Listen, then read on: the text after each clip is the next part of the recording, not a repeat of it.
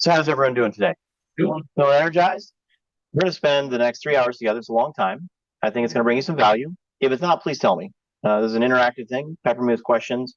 I've got a lot of content we could cover. If we decide to go somewhere else, that's fine too. Today we're going to talk about following up. I perceive that following up, the skill of follow up, it's one of the most important in any aspect of life. Um, I'll start with a couple. We'll call it disclaimers here.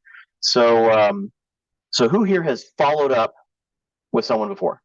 Anyone here? Yeah, great. Is there anyone here who thinks that they're good at following up with people? This is a good room. This is a good room. So at church, they're talking about the Beatitudes, and Jesus said, "Blessed are the poor in spirit." So he's like talking to like religious experts, saying the people who know nothing are in a better place than you, in a stronger place than you, because they're hungry. If you're not hungry, I can't help you. If you walk into this room thinking, yeah, I'm pretty good at follow up, I have nothing more to gain, I'm going to tick a box, I'm going to do an Ignite course, I can't help you. In the next 3 hours, as possible, you could learn something that might change your life in some small way. That's my goal whenever I step in any conversation, any seminar. I'm going to be at a seminar for the rest of this week. I'm jumping on a plane tomorrow.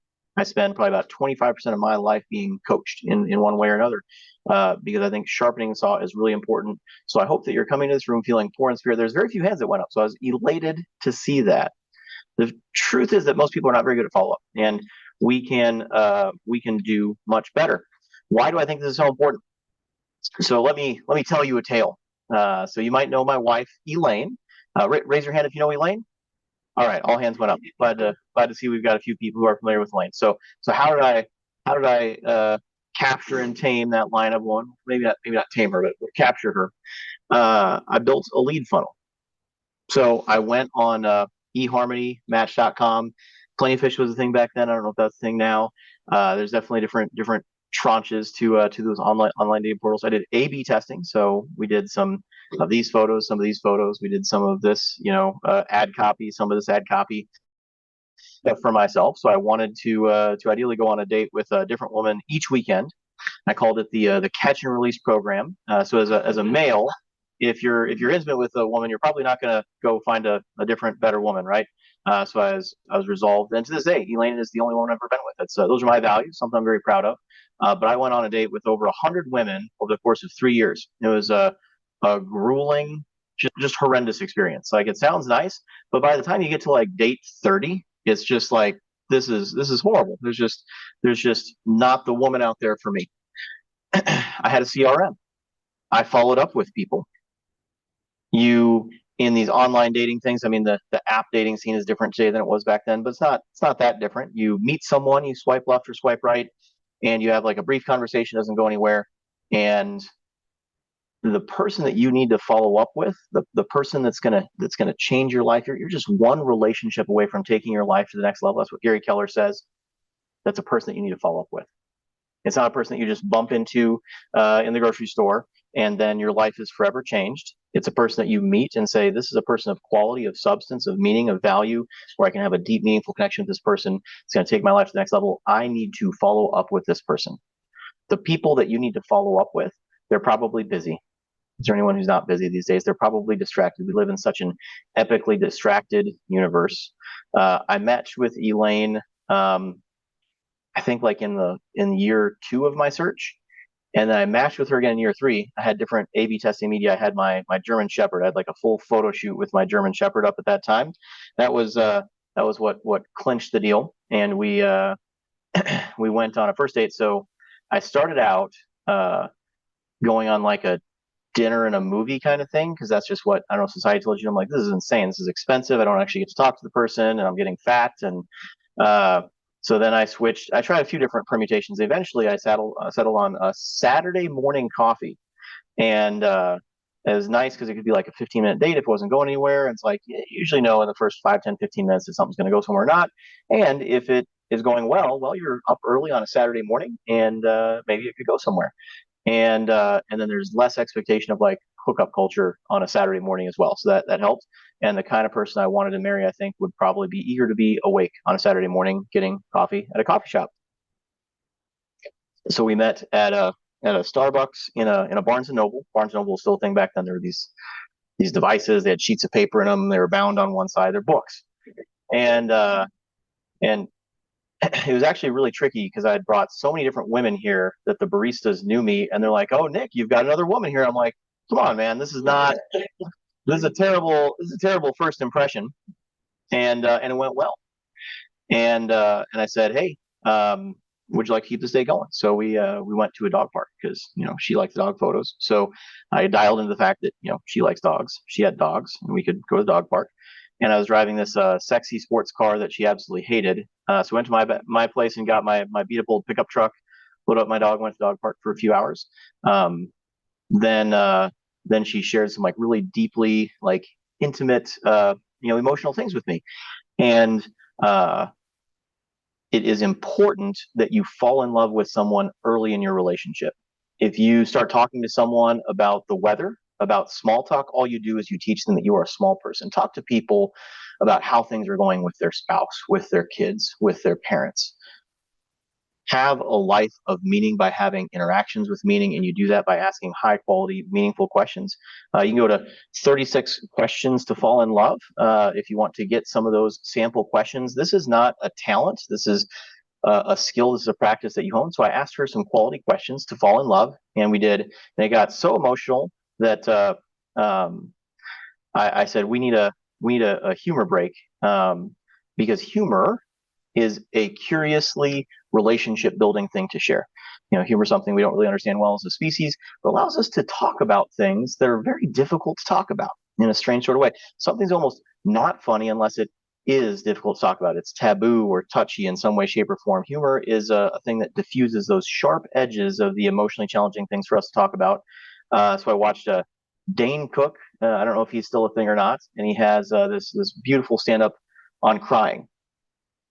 Has anyone ever seen this? I thought about. I could pull it up if we have some time here, and how for whatever reason humans have this reflex, this muscle built into them, where when we start to get sad, we we tend to spiral into like a crying heave. So if you've ever been at home crying, saying to yourself over and over again, I shouldn't have left that there. I shouldn't have left that there. I should whatever nonsense makes you feel horrible about yourself, you're not alone. And that's adaptive because that's how we call for help from our fellow humans.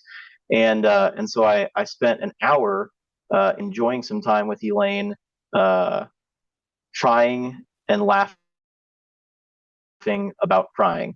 And I said, well, we should get some dinner. So we went and got some dinner, and said we don't want to go to a movie. That's a waste of time. You want to go for a motorcycle ride. So I had this motorcycle that I had procured specifically for when the date escalated, right? Because it's a very pseudo intimate, like when you're riding on the back of a motorcycle, it's a very intimate thing that's not sex. So it's like dancing. Dancing is like a good metaphor for sex. Uh, and so a motorcycle ride is as well. I had the fastest production motorcycle on earth, so we could go really fast and do fun things. And after racing around for a few minutes, she said, uh, "Go find somewhere to park," which I interpreted as she was very interested in me. She was just terrified. Uh, but that was the signal I took, and and we drove around all the lakes in town, and hung out at the lakes and stuff like that.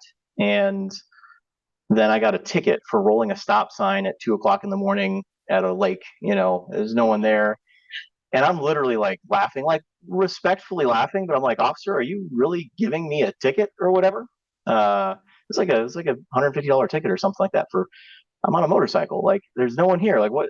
You have nothing better to do with your time.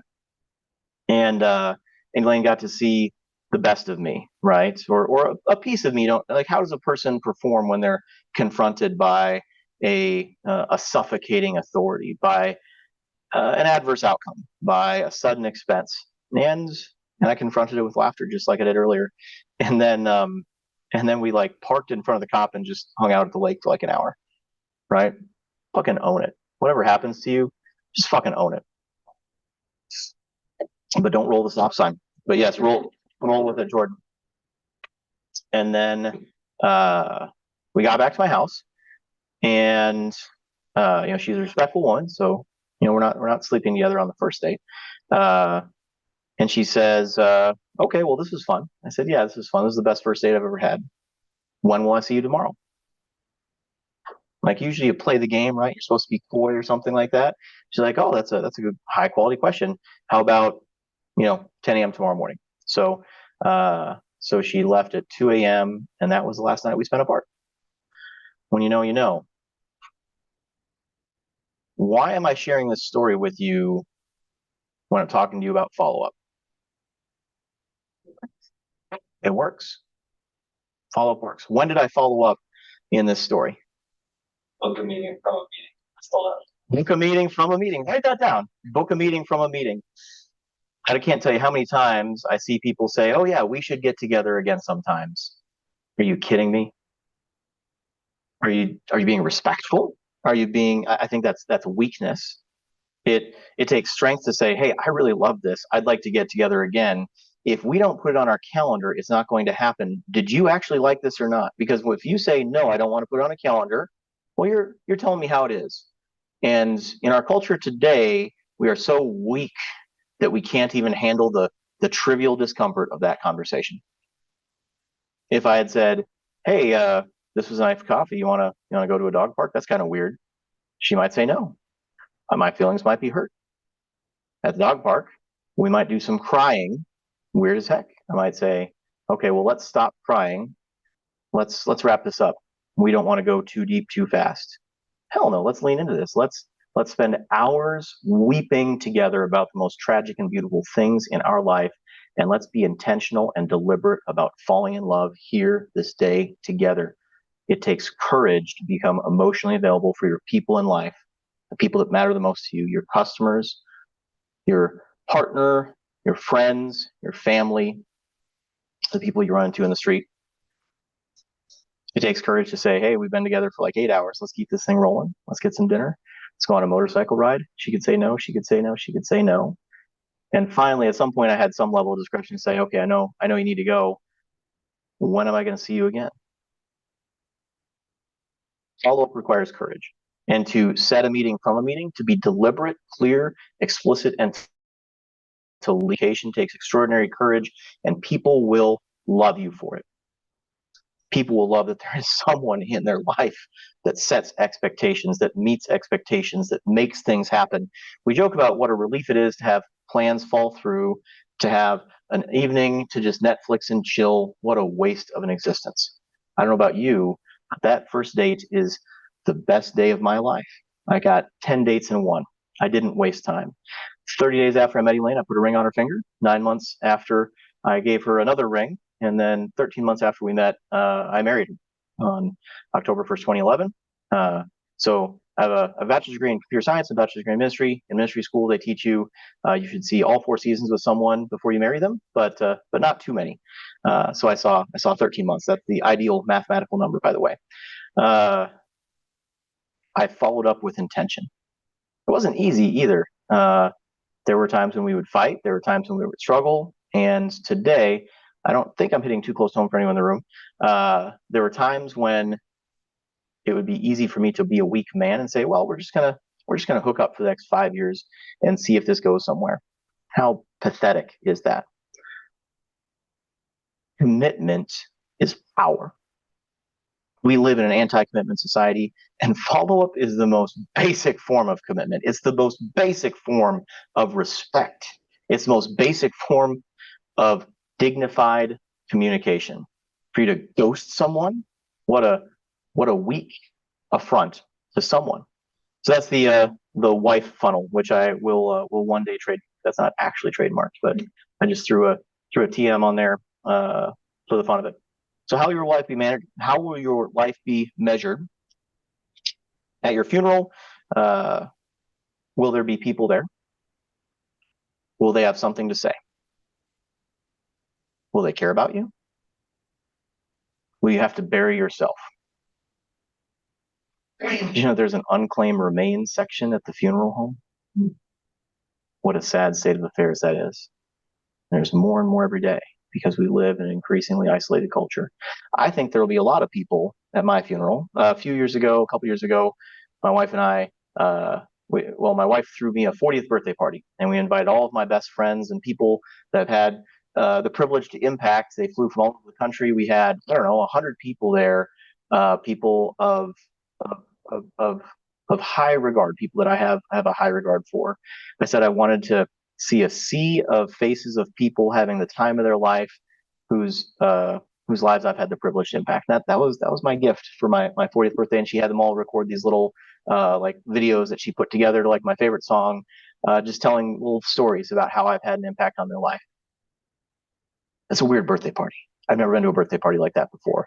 But I think that at the end of my life, that's how my life will be measured, by myself, by God, by the universe, by society, whatever it is. That is the truth of the matter. That's how it has always been.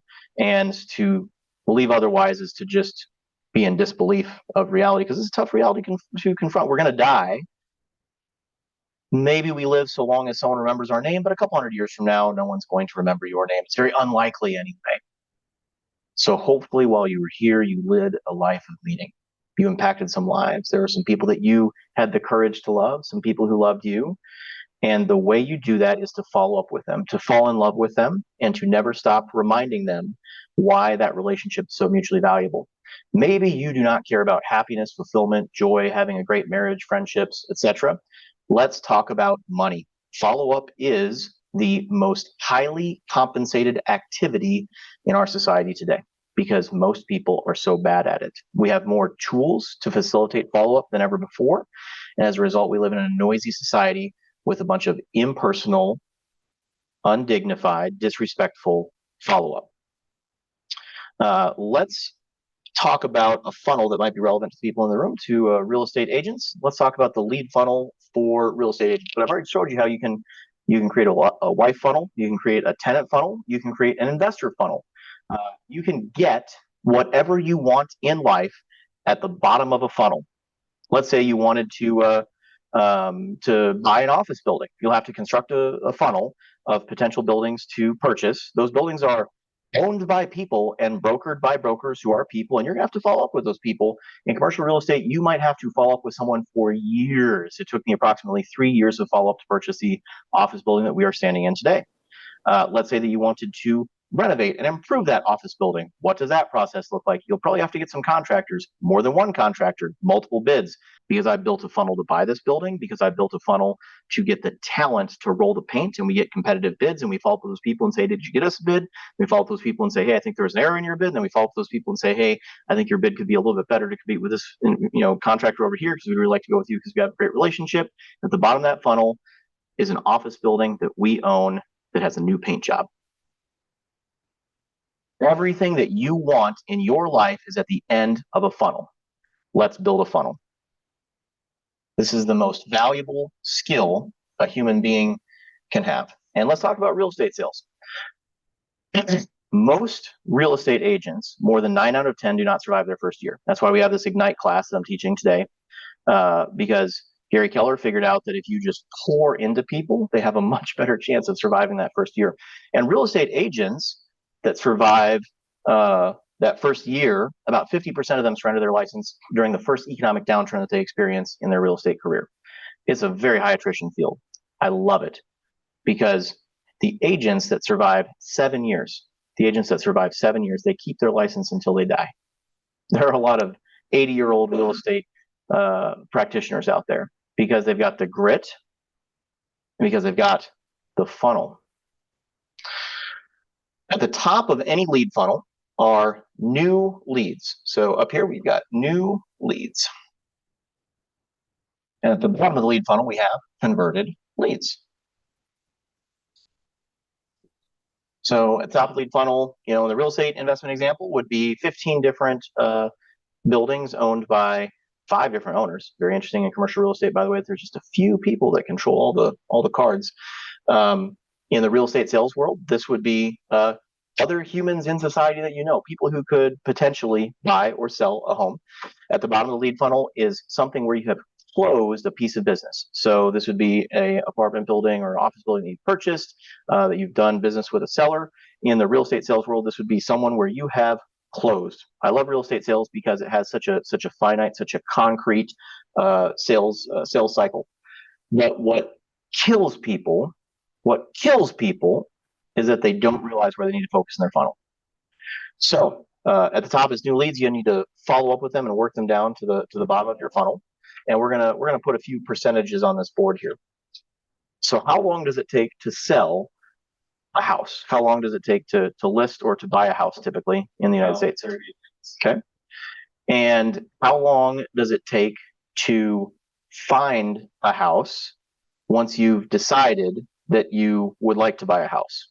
It depends. It depends. Different for everybody. How, if you were to throw a number out there, what would that look like? It might take like a month. It might take like 3 or 4 months. And then let's say that you had this notion that you would like to buy a house, but you're not really sure what you need to do. And you need to go get pre-qualified, and you need to, get a relationship with an agent. How long does that process take? A day. Yeah. Well, it could take a day, right? It should take a day. So our lives can change in a moment. Our lives can change in a moment. You get to decide when that moment is. It could take a day. It could take a moment. It could take a moment to find a house. I've showed a lot of houses, and once you get good at it, you typically don't need to show that many of them to a prospective client, because you know the market, you know the client, you know what they're looking for, you know what's going to win their heart. When you're early in your career, you might be doing 15, 20 showings or something like that, but you understand that information makes people think, emotion makes people act, and when you deliver the thing that ticks the box emotionally for that person, they say yes. You understand that a person's life can change in a moment. You can take them right to that threshold very quickly. But the typical real estate sales cycle is about 90 days, about 3 months. So if you are a real estate agent who's looking for business on the buy or sell side, you're typically shopping about 90 days in advance, which is brutal. If I go punch a clock today at a job, I might get paid next week. Not too bad. Day laborers, they get paid the same day. But to get paid on a 90-day lag only if you deliver, that's brutal. That's brutal, especially if you're just starting out, especially if you're trying to make this your primary income. But we haven't gotten to the brutal part yet, because let's say that you pass 100 people on the street. How many of those people do you think would be interested in buying or selling a home, or know someone who wants to buy or sell their home in the next 90 days? 10 to 15 maybe. 10 to That's 15? really high. 1, 10 to 15. 3. Jordan, you're correct. It's 3. There are 3 people. If you go shake hands at Costco and you talk to 100 people and say, "Hey, Mike, my name's Nick. I'm a real estate agent at Black Swan. Nice to meet you. Nice to meet you. I love helping people buy and sell homes. That's what I do. I own the largest real estate sales team in southeastern Minnesota. Do you know anyone who'd like to buy or sell a home? Is there anyone that I could, help, do some showings, help them get a loan, help them buy their first house? Or if they're just curious how much their house might be worth, is there anyone that I could bring some free value to?" There's no cost or obligation whatsoever to any of those services. My aunt Susie looks like she's getting ready to sell her house, but she already knows it. Really? Okay. Do you know? Well, we could go a little. I really want to win this business. 3 of those people out of 100 hands that you need to shake, calls you need to make, emails you need to send. 3, which is better than most things that you're selling, doing standard inside or outside sales or outbound sales. So let's say that you're selling. So the thing that keeps popping to mind is boner pills, but I know that's like not a politically. Let's say you're selling a low quality telemarketed product, magnet rehabilitation braces or something like that, right? What % of people that you reach out to will ever buy from you? Really small, less than 1%. Less than 1%. It's like 1/10 of 1%. So you need to make 1,000 calls in order to make 1 sale. It's a brutal game, but you get paid today. You get paid daily commissions in those call centers. And if you're calling from India and you can get a big commission that's like a week's wage, well, you're going to make those 1,000 calls. You're going to make those calls. Absolutely. What % of people do you think would buy that brace in the next year versus today? Is there a difference, or is it the same number? Depends on the demand. Yeah. So if someone is going to buy that brace, do you think if you follow it up with them, they're any more likely to buy it than just buying it today? For sure. For sure. What do you think that percentage is? I think you need to follow up 7 to 12 times. Sure. So percentage wise, it depends. If you follow up with them 7 to 12 times, you a lot likely to close that deal. That's right. I don't know what the number is. on that, by the way. I know what that number is for real estate sales, though. The number of follow-ups you'd need to make and the conversion rate you could expect to get for a magnetic joint brace or something like that, it's going to be a pretty small number. Most likely, you're going to call someone, and if you're a skilled salesperson, you're going to remind them of their pain. Hey, do you have any aches or pains in your joints? Have I got the product for you? And if they are not acutely experiencing that pain today, they're probably not going to buy. You could follow up with them in the future, and maybe you caught them at a bad time. Maybe you could follow up with them several more times, and they might acquiesce just because it's a very inexpensive product to buy. Very few people acquiesce to making the largest financial decision of their entire life.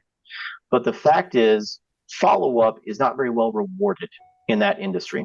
And most people, when they think of real estate sales, they tend to generalize real estate sales onto other sales experiences that they've had. Buying a car, buying a small to medium ticket sales item or something of that nature. And real estate sales is entirely different. If you go shake hands with people at Costco, what percent of people do you think will or know someone who will do business in the next year? So not in the next 90 days, but in the next year. Probably higher than 3. Probably higher than 3. Yeah, that's a good start. Any guesses? 50%. 50%. Interesting. You think that's pretty high? Any other guesses? 25%. Well, if we're saying You know somebody. out of people, going to tell something, if it's do they know something, fear they know. First of all, your mistake in following up on anything with anyone ever is to follow up with only them. How intimidating, how high pressure is it to say, do you want to buy a house? Too much. If you say, hey, do you know anyone who might be interested in buying or selling a house? I'd love to help people buy and sell houses. All my services are completely free to them. Do you know anybody?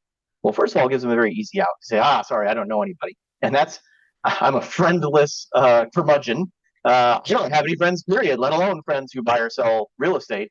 It gives them an easy out in the conversation. And then it gives them the opportunity for serendipity. Well, no, I am a curmudgeon, but I'd like to buy a house. Oh, you'd like to buy? What a coincidence. I like to help people buy and sell houses. What can I do to help you? I found one of my 3, right? When I'm raising capital, it's a very small percentage of people that can actually fund a capital commitment, that have $100,000 laying around to invest in a discretionary investment. So I don't ever say, hey, can you give me $100,000? Hey, can you give me $100,000? Like, that's a very, there's no easy out. No, I don't have $100,000. Do you think everyone has $100,000 laying around? You're weird, or I'm ashamed, or there ain't no out to this conversation. Hey, do you know anybody who would like to earn a better return they can get in the stock market on an investment of $25,000 to $100,000? No cost or obligation. Love to bring them value. Very, very, very easy for them to say, oh, well, I happen to have $100,000. I'd like to. Oh, wow, what a coincidence. Have you ever walked into a hipster coffee shop and you walk up to the desk and the counter, and you're like, hey, I'd like a coffee, please. And they're like, yeah, like I've got some beans, I've got a grinder, I've got some milk. Yeah, I could totally get you a coffee. Absolutely. What kind of coffee do you like? Like, they're so their brain is so fried from cannabis that they are in a constant state of pleasant surprise about their existence. Like, they're kind of joyful people to be around in a way. That's the energy you should capture in your follow-ups. Like it should be a pleasant surprise that we might be able to do business together. And you're not assuming no sale. You never want to assume no sale. You enter that conversation with courage and confidence that you have the ability to bring people value, that you have indomitable value that the market is crying out for. If they could just help you make that value happen, they could do a favor to the universe. That's how people should feel when you're following up. So when you're following up with people, approximately 8 people will do business soon. So this is the next year. And this is the next 90 days. We said there's probably not much of a value to following up on the magnetic joint brace client. But do you think there might be a little bit of value in following up on people that might want to buy or sell a home? How much more value? It's like triple the value. It's like 2.5 times the value. Here's the funny thing. How much does it cost you to get these leads when you're gunning for these leads? Nothing. How much more fun is it, by the way, to go for these leads when you're going for these leads? How much more fun is it to only get 9 out of 10 no's versus 97 out of 100 no's? It feels really good. Like, you have to manage your emotional state. Never ever get on the phone. Never ever send a text message. Never ever shake a hand until you are fully prepared to enter that person's space, to enter their emotional reality. So influence is rapport plus certainty. And we're going to dig into that here in just a minute. But unless you have absolute certainty about the value that you have to offer, not only are you doing yourself harm, but you're doing them harm. Like, hey, houses, buying or selling houses. Actually, this is so over the top that it's somewhat redeeming. Have you ever had someone try to sell you something and they are so bad at it, so laughably poor, that you're kind of coaching them? You're like, houses, I get it. I don't actually want a house. A townhome? Can you sell townhomes? Can you pitch me that? You're doing great. Come on, buddy. Try it again. Try it again. Let's step over here. There's nothing worse than being sold to. Right? How are you doing? You want to buy a house? We got a house for you, right? How's your husband feeling right now? Right? I might be turning him off just a little bit. And no one likes being sold to. No one appreciates being sold to, right? Or maybe I'm off the mark, right? Hey, buddy, you want to buy a house? It like makes your skin crawl just a little bit, right? Everyone hates a slick salesperson. If you want to serve the people in your life that you care about the most, your clients, your customers, your family, your friends, your spouse, you have to love them. You have to care about them. You have to be authentic. And if you're not, people will hate you for it. They will despise you for it. They won't just block your number. They'll put it on social media. Hey, don't ever take a call from this asshole. He's hitting on my wife or my husband. Very motivating, helps you maintain your emotional state when you can get a higher conversion ratio. You should always give yourself wins. There's a reason why we start our week in Black Swan by celebrating our wins.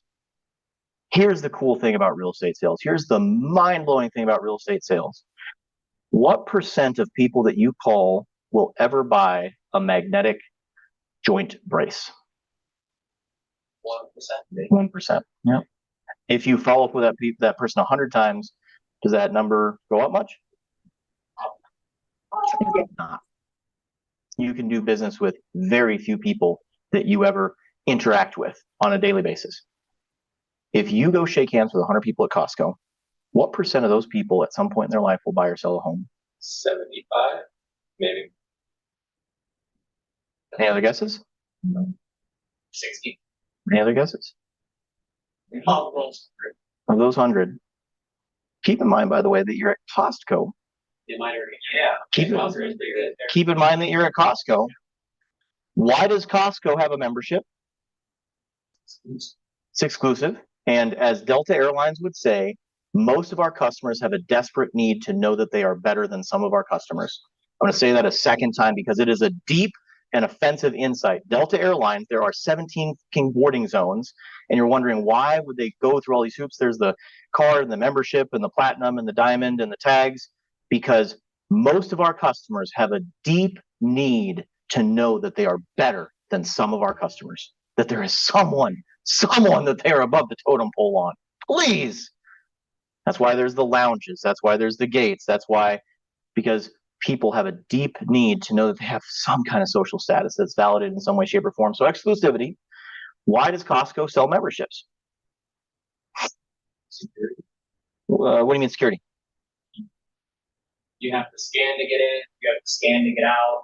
If you buy anything, and it's a little bit more regular. So it reduces their stock shrinkage. That's right. That's exactly right. That's a huge component of the main reason why Costco sells memberships. They have families.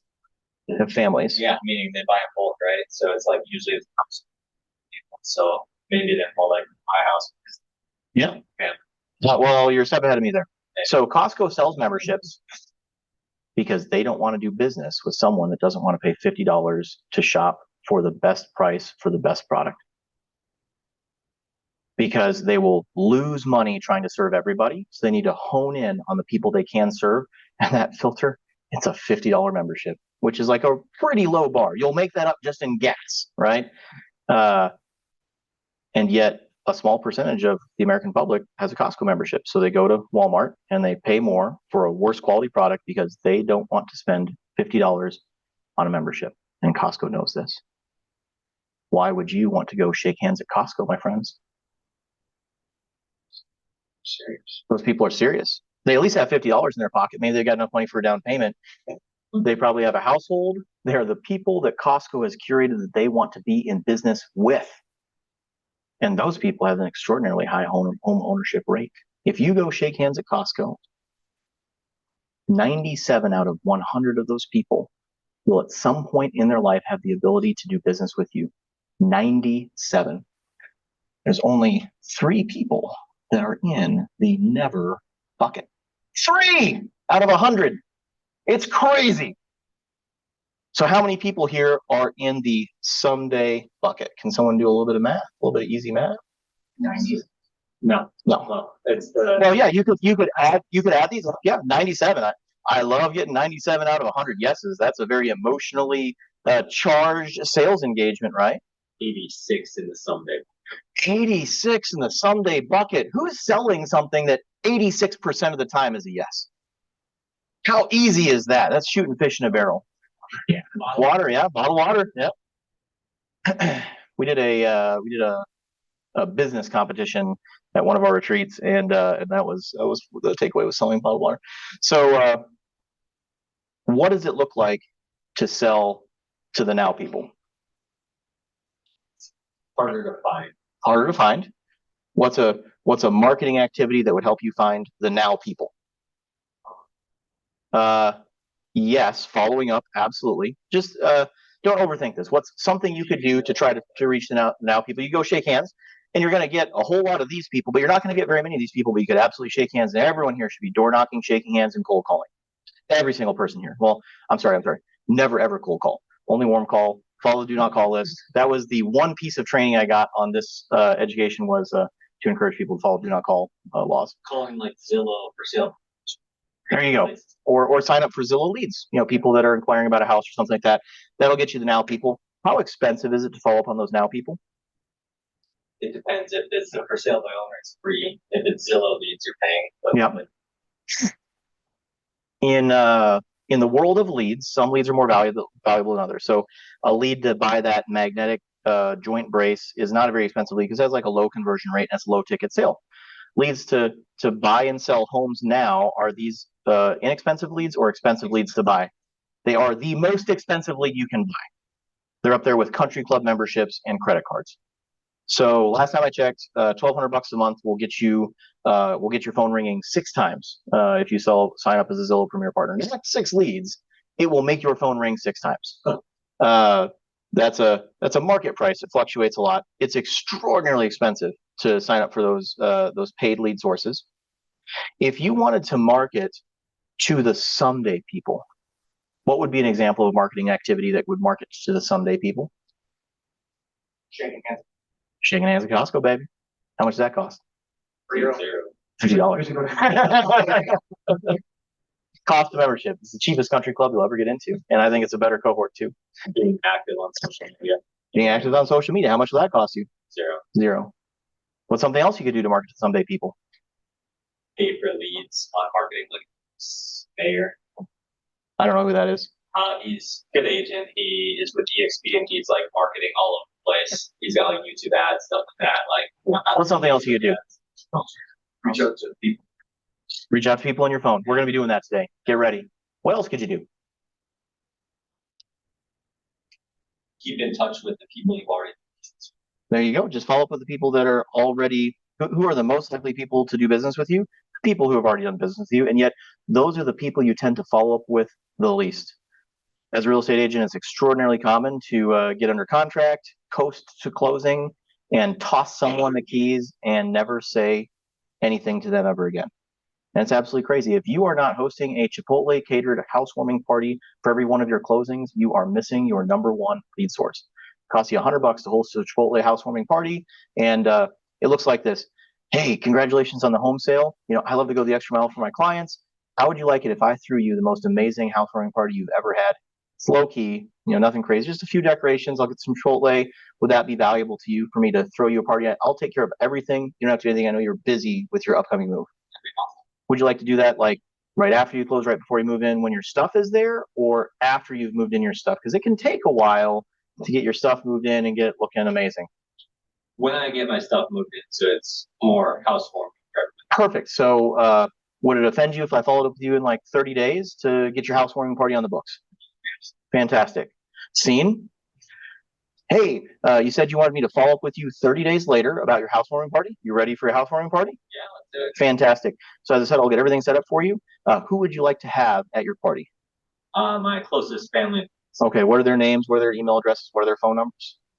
I'm going to put together some invitations. I'm going to do some emails, do some cute paper invitations. Awesome. And I'll follow up with them. I'll make sure that they all get there. How many people do you want? Does this look like a good menu? Fantastic. What did I just do? Just closed and locked it. Yeah. I just added 30 ultra on fire leads to my CRM. My sphere just expanded in a passive way, and I did it through the power of social proof. What's my social proof with Mike? It's high. I sell houses. Your friend, your family member just bought a house with me. If you are thinking about buying a house, you might want to talk to me. When someone comes to Mike's housewarming party, what might they think about doing? Buying or selling. You're selling home. Man, this place is nice. How much did you pay for it? What kind of loan did you get? How much did you put down? Nick helped you get this for like $1,000 down? I didn't even know that was possible. I've been renting my whole life. I didn't even know it was possible for someone like me to own a home. Would Nick talk to me about getting me a house? Could he get me the same deal you got on this? Do you think that's a hypothetical conversation? Yeah. No, it's not a hypothetical conversation. That's a guaranteed conversation to happen if you're doing an amazing job and serving your people at the next level. What did it take for me to get that party on the books? $100. A little bit of planning. And follow up. I had to follow up 30 days later. That's all I had to do. They're probably not going to say yes today. They're probably going to want to get moved in first. I was kind of leading you to say not get moved in first because that makes my job easier and because I get to build my sphere today, but I probably have to wait. And I was half expecting when I followed up with you in 30 days, you'd say, oh, shoot, I'm still not moved in. Totally understand. Want me to come over this Saturday, help hang a few things on the wall, something like that? Let's get that warming party on the books. Would it offend you if I followed up again in 30 days? Write that down. Would it offend you if I followed up in 30 days? There's a lot of language scripting things that you can integrate into your vocabulary. The words that I speak are not my words. The person you see before you today is not Nick Stoggerberg. It is the human that I created. Language creates the meaning in our life. And from the coaching of Gary Keller and Tony Robbins, I have learned to use very specific words in my life. At no point in any of my conversations have I used the word but. You notice that? So it's just a bad word to use. They should just like take it out of the dictionary or something like that. I always communicate from a place of positivity, confidence, creativity, peak state. Would you like to have a housewarming party? Hey, I know you're busy, but would it be good if I did a housewarming? No. Like, this is insane value that I'm giving to you completely for free, and you are crazy if you do not let me lead you through the next chapter of your life and help share that with all of the people in your life that you love the most. What happens when you win the lottery? What's the first thing you want to do? What happens when anything good happens to you? Buy a house? Yeah. That's the lottery house hunter show or something like that. That's not what we're talking about today. You want to tell people. You want to share it. If you won the lottery and you didn't tell a single person, you'd feel horrible about it, wouldn't you? Strangely, right? Like, do I have no friends? Do I not trust anybody? Like, how horrible is this life of mine that the best thing ever could happen to me and I can't share it? People desperately want to share the good things in their life. Yeah. Share a picture. And include myself. There you go. That works. First thing Monday morning, our team gets together and we share more wins from the previous week. I don't know about you, but sometimes the win is less exciting to me than the prospect that I get to share that win with the team. We staged a little, wheel. Like, I found out early last week that we got Essex, and I'm like, I don't want to just like be like, hey, we got Essex. I want to celebrate in some fun, like we don't need to throw a Chipotle catered party. Let's just have a little bit of fun with it. Could have. Sure. Well, here's the thing. We've got so many health nuts in our team. I had 6 eggs and a banana for breakfast, and when we get donuts, no one eats them. So I'm always happy to buy lunch. I want to share it, and so do all the people in your life. And sharing is follow up. Remember that time that we built an apartment building? Isn't that crazy? Isn't that absolutely crazy? Yeah. How many times could I follow up on that? Does it ever get old? I mean, it would take a while. Maybe once we build several more apartment buildings. Actually, no. I mean, I still get misty eyed thinking about when our first unit at Stonehaven Phase 2 came online. I was in tears, not out of joy, because the quality was shit. And I was like, I can't believe I'm $10 million into this. This is, the walls aren't straight, the floors aren't level, the paint's mismatching. Like, how could it possibly be this bad? It got better, but it took some time. I still love sharing it. I'm sharing it with you right now, and I have a smile on my face here. Those are the good old days, right? It didn't feel like it at the time, but those were the good old days when that was hard. We love to share, and sharing is the ultimate follow-up. What are some activities that you could do to follow up with this 86%? Could you educate people on the process of buying a home, on the process of getting a loan, on what the closing process looks like? Could you do free educational seminars? Could you lead with value? Could you advertise that value that you're offering completely for free? Could you connect with other professionals, with lenders and title companies and home builders? Could you merge ecosystems with those people and bring value to their ecosystem, but grow your brand in the process? Could you connect with other real estate agents? My time is extraordinarily valuable. Why am I spending 3 hours of my insanely valuable time right now with you right now? Why am I doing that? Feels good to give. I didn't always love teaching. I got like the degree in ministry, which is like kind of teaching. I enjoy preaching and stuff like that. But I remember when I got to when I first joined Keller Williams, there's all these classes. I'm like, man, this is really cool. I want to take all these classes.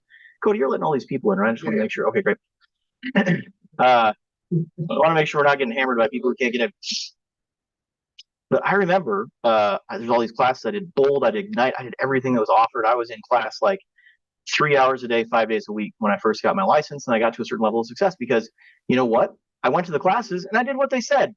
And the people that are sitting at the front of the room, they often have some wisdom to share. Not everything they have to share is wise. You should be a curator of wisdom, the wisdom that's right for you. My wisdom may not be your wisdom, but I've probably got a few ideas, a few takeaways, maybe 100 takeaways you could jot down. I recommend you take ferocious notes every single class you attend.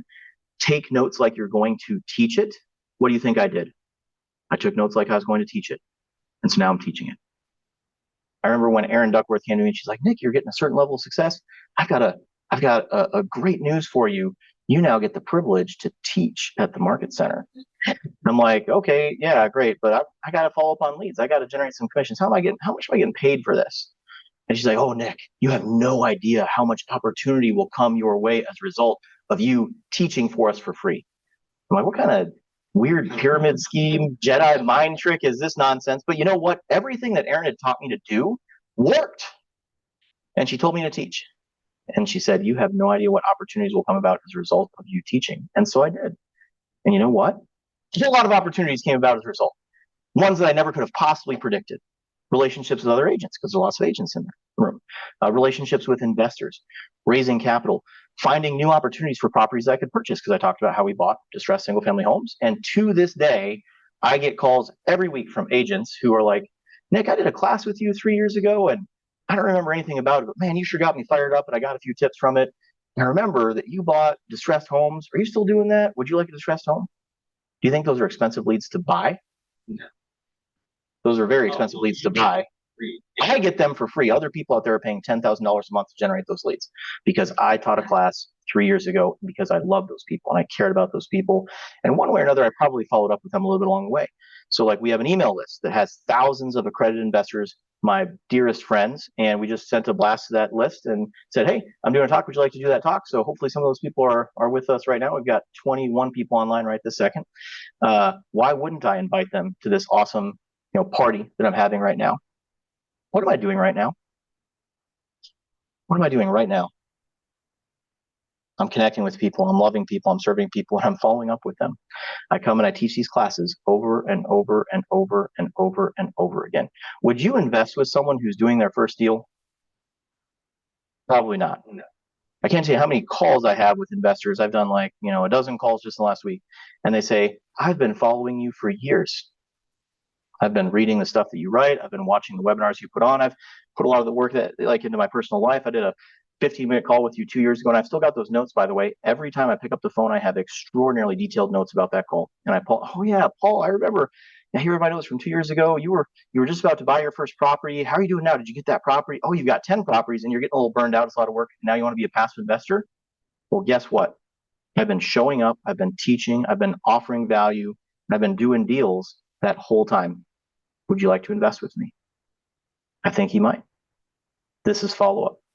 One-on-one follow-up is powerful. One-to-many follow-up is more powerful. What is a great one-to-many follow-up? Can you say that? What's a great one-to-many follow-up? Posting on social media. Excellent one-to-many. You're reaching an audience. CRM in general. The CRM in general, yep. So by having a CRM, if you don't have a CRM, by the way, it's like not having any saved context in your phone. Like, I don't understand how people can even stay sane trying to keep track of the different conversations that they're having. A CRM need not be fancy. I can show you ours. It's literally just a spreadsheet in Google Sheets with all the names, phone numbers, and emails, when we last touched that person, when we next need to touch that person, and all of the notes from our meaningful conversations that we've had, all the touches we've had with that person along the way. That's all any CRM is. So just by having a CRM, you then get the power to have one-to-many communication. But a CRM, I would say its greatest power is for one-on-one communication. So you know that one-on-one communication is going to happen. Any other thoughts on one-to-many follow-ups? I would Mike? just like to say that CRM that Black Swan has changed my life. I used it from just as a leasing agent with Black Swan, but now I use it for real estate, and it's got me several sales this year. I appreciate you sharing that, Mike. Those are beautiful moments, because in any given week, I might serve 50 or 100 people, and I don't know, several times a week, someone will follow up and be like, "Hey, Nick, you did this thing and it changed my life," and that's what this is all about for you. So I really appreciate that, and also it's social proof that y'all should be writing these things down, and if you allow it to, these ideas can change your life. It's up to you. It's up to you. I'm just here to lead the horse to water. I can't make you drink. Any other one-to-many follow-up tools that you could engage in? teaching it. Open house. Teaching is one of the most powerful follow-ups you can possibly have. What do most academic institutions have? They have an academic calendar. They have a cadence of communication that's educational in nature. The best education is typically free, but you have to go find it. The really good communication, the really good teaching, it's often expensive and it can find you. But no matter what, it has a cadence to it typically. It's not impromptu, it's structured. And by having a speaking cadence, my wife and I, we try to do at least one speaking engagement per business day with two of us put together. That is a ferocious schedule. By the way, that's how you get good at doing. I like how I stumbled over my words there as I talked about getting good at doing speaking. That's how you get good at it. Repetition is the mother of skill. You don't just get up and all of a sudden have wisdom to pour out or something. So at 11 o'clock last night, I was ferociously curating my thoughts. I'd spent a couple weeks kind of putting together some rough notes on what I wanted those thoughts to look like, what I wanted to share with you. The wisdom need not come from you. When you try to serve more people, a greater level of insight will pour through you. I promise. There's insight all over you, all around you, and you're holding it back. You're holding back the dam of insight, and when you just let it flow through you, you have no idea, like just how much value you can bring to the universe. But you have to say yes first. I would challenge you right now to commit right now to doing one public speaking engagement. It could be to two people. Go book something at KW. So Tony Robbins challenged me to do this in June of 2019. He said, public speaking is the best way to get good at building rapport. And just do some teaching. And he challenged me to book a speaking engagement. I did. I booked a speaking engagement with the Rochester Real Estate Investor Association, and I didn't know what I was going to talk about. He said, figure that out later, but put it on your calendar now. So that's something I'm challenging you to do right now. Go book a speaking engagement. I don't care how bad you are. It's just like the bad salesperson that, is endearing. Like if you're a bad public speaker, people will love you for it. I like how I stumbled over my words for that one too. I'm really nailing it here. This is just like, it's like a Freudian slip that's, perfect. I spoke on how to save money on taxes because I had just done my tax returns and I didn't pay any income tax. I hadn't paid any income tax for years, and to this day, I pay no income tax, despite having a 7-8 figure income, because of the power of real estate investing. And so I spoke to that, and I brought handouts. I literally just shared my tax returns with people. Don't recommend giving your tax returns out to people, but I'm like, yeah, this is how I did it. Is this valuable to you? And you know what? The market is wise. The market will tell you where it wants value. The market is screaming at you for value. These 86 people are shouting, where are you? I want to buy a home one day, and no one is trying to talk to me. You will very quickly figure out when your talk falls flat or when people get jacked up, when they walk out excited with their life changed for the better. Go book something, anything. Go talk to your Rotary Club. Go talk to your church. Go talk to your just accost two people on the street and say, hey, I'd like to do a 5-minute talk with you right now. You will find out very quickly what connects and what doesn't. Funny thing about public speaking, do most public speakers, most skilled public speakers, do they talk about a different thing every time, or they talk about similar things each time? Similar things. They talk about similar things. Get iterations in. Yeah, you get iterations in. If you go to a Tony Robbins event, like you go to, say, Unleash Power Within, it's like an inside joke that's hilarious, because he tells you that you must rehearse something in private to be rewarded in public, and you must rehearse it so many times that it appears as though it's improvisational. And he says, when I was a young man, I went to Jim Rohn seminars, and he had it scripted, and he dropped the piece of chalk from this hand to this hand at moment 47 in the talk, and so you have to just practice it until it seems like it's improvised. And you go to another Tony Robbins event, and the exact same song plays, and he says, you have to practice in private over and over again what you get rewarded for in public. I remember when I was a young man, I went to Jim Rohn talks, and he dropped the one piece of chalk from one hand into the other hand at minute 47 in his talk. You go to another one, and you realize that Tony Robbins has a 10,000 song playlist, that it is 5 days, 4 days, 16 hours a day, and the entire event is scripted down to the second. There's 1,000 production people putting it on, and it is scripted down to the second. It is a flawless reproduction over and over and over and over and over. I've gone to 12 UPWs, and it blows my mind every time that it could even be conceivable that such a vast enterprise could be rehearsed. And yet it is. It's so well rehearsed that it looks improvised. He runs a little late. He rushes onto stage. He's got a minor health ailment. Sorry for the delay. We're going to catch up. They shift around the speaking schedule. Like, it's all rehearsed. Even the mess ups are rehearsed. Even the AV back and forth discrepancies are rehearsed. Everything is rehearsed so well that it looks improvised, and you have to go to 15 UPWs before you realize the rigor that goes into that level of rehearsal. So it turns out that teaching and speaking is really easy because you tend to do the same thing over and over again. How long did it take me to build my 34 slide deck today? By the way, I'm like 4 slides into this slide deck, right? How many times do you think I've talked to people about a lead funnel before? How many times do you think I need to talk to someone about a lead funnel before they actually implement a lead funnel in their life? 7 to 12. Probably 7 to 12 times. Why do I keep going back to the Tony Robbins events? Because the first event, I was like, man, 99% of this seems like woo-woo nonsense, but 1% of this is good ideas. I'm going to give this a try. And I did that 1%. I'm like, man, this really worked. And so I went back. I'm like, okay, like 3%'s, pretty good. And the 97%'s woo. I am like 80% good ideas, 20% woo nonsense now. I had to keep going back. I had to keep going back. I take 50 to 100 pages of notes. Last event, I had Laura, I paid for a ticket for Laura to go, so they wouldn't let me bring a computer in, which sometimes they do, sometimes they don't. So I couldn't take notes. So I paid for a ticket for Laura to go so she could get benefit from the event, but also so she could scribe notes from the event. That is the level of note taking. And then I put it into a Google Doc, and then I share that Google Doc in a WhatsApp group with 1,000 investors that are there at that event with me. Do you think that brings them a little bit of value? Talk to one-to-many follow-up and rapport building opportunities. To this day, there are people that I shared my UPW notes with, 3 years ago, and they say, Nick, thank you so much for sharing these notes. I went to teach something today, and I couldn't remember the concept or whatever, and I pulled up your notes from 3 years ago, and I changed a life today because of your notes. That's the power of follow-up. You engineer mechanisms in your life that create effortless follow-up, that create impactful follow-up, that create value, that create emotional salience, and all of a sudden, value comes to you in avalanches of abundance that you can't possibly imagine. How many times per day do you think someone approaches me trying to bring me value? Probably a lot. Probably several times since I have been at the front of this room, because I've been delivering value to other people for so long, and people have figured out that when they come to me and try to offer me value, I say yes if it's a reasonable proposition.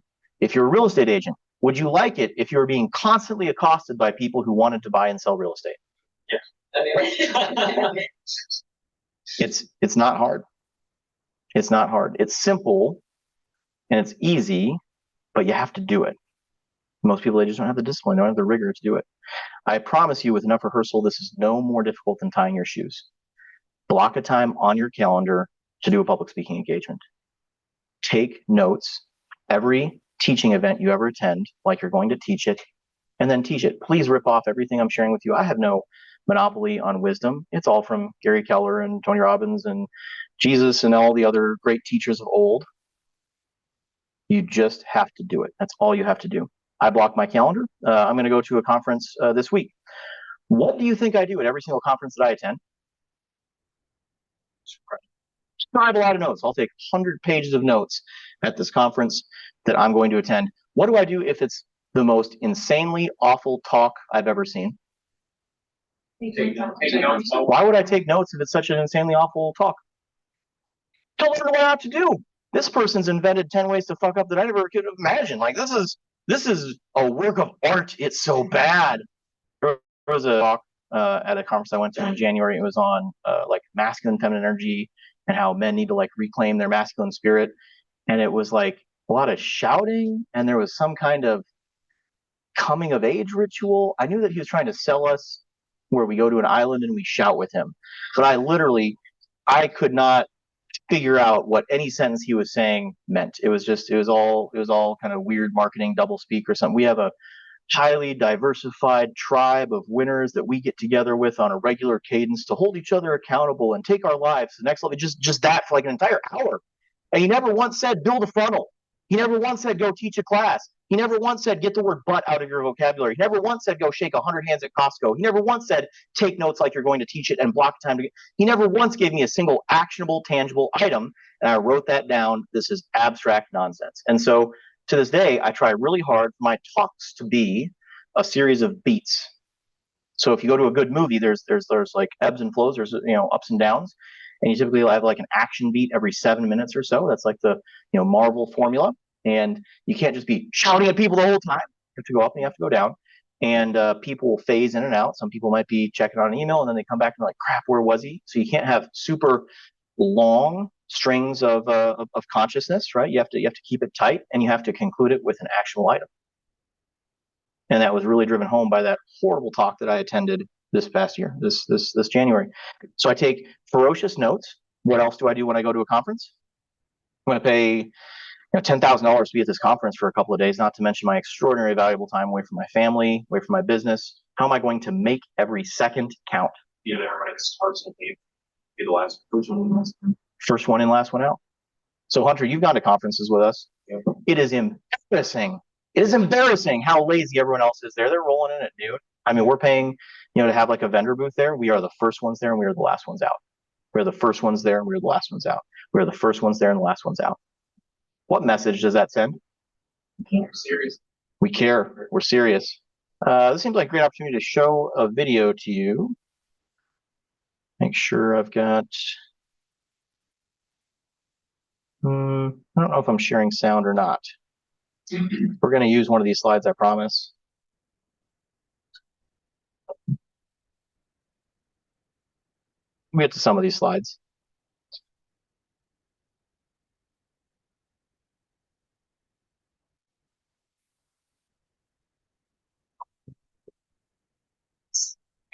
Come on, man, get some YouTube Red. This was tough.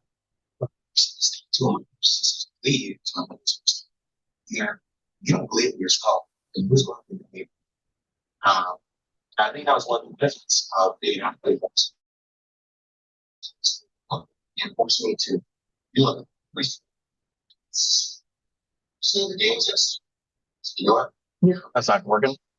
Just trying to share this link. Okay, this is a championship. I'm getting 3 o'clock on National League for insurance. If the kids are sitting on because where do I see Kobe Bryant? So that's and so but I came thought this. Of course it's still okay, it's huge. It's intense. He's still it's not his bonus now. Lazy. Sit there, listen to music. Out of 25 minutes, you got you should like Jimmy Sonic.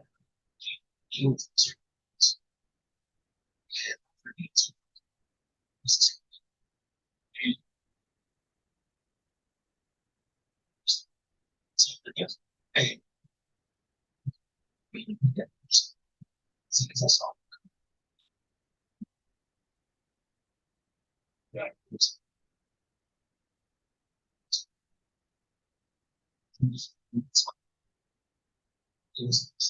Seems.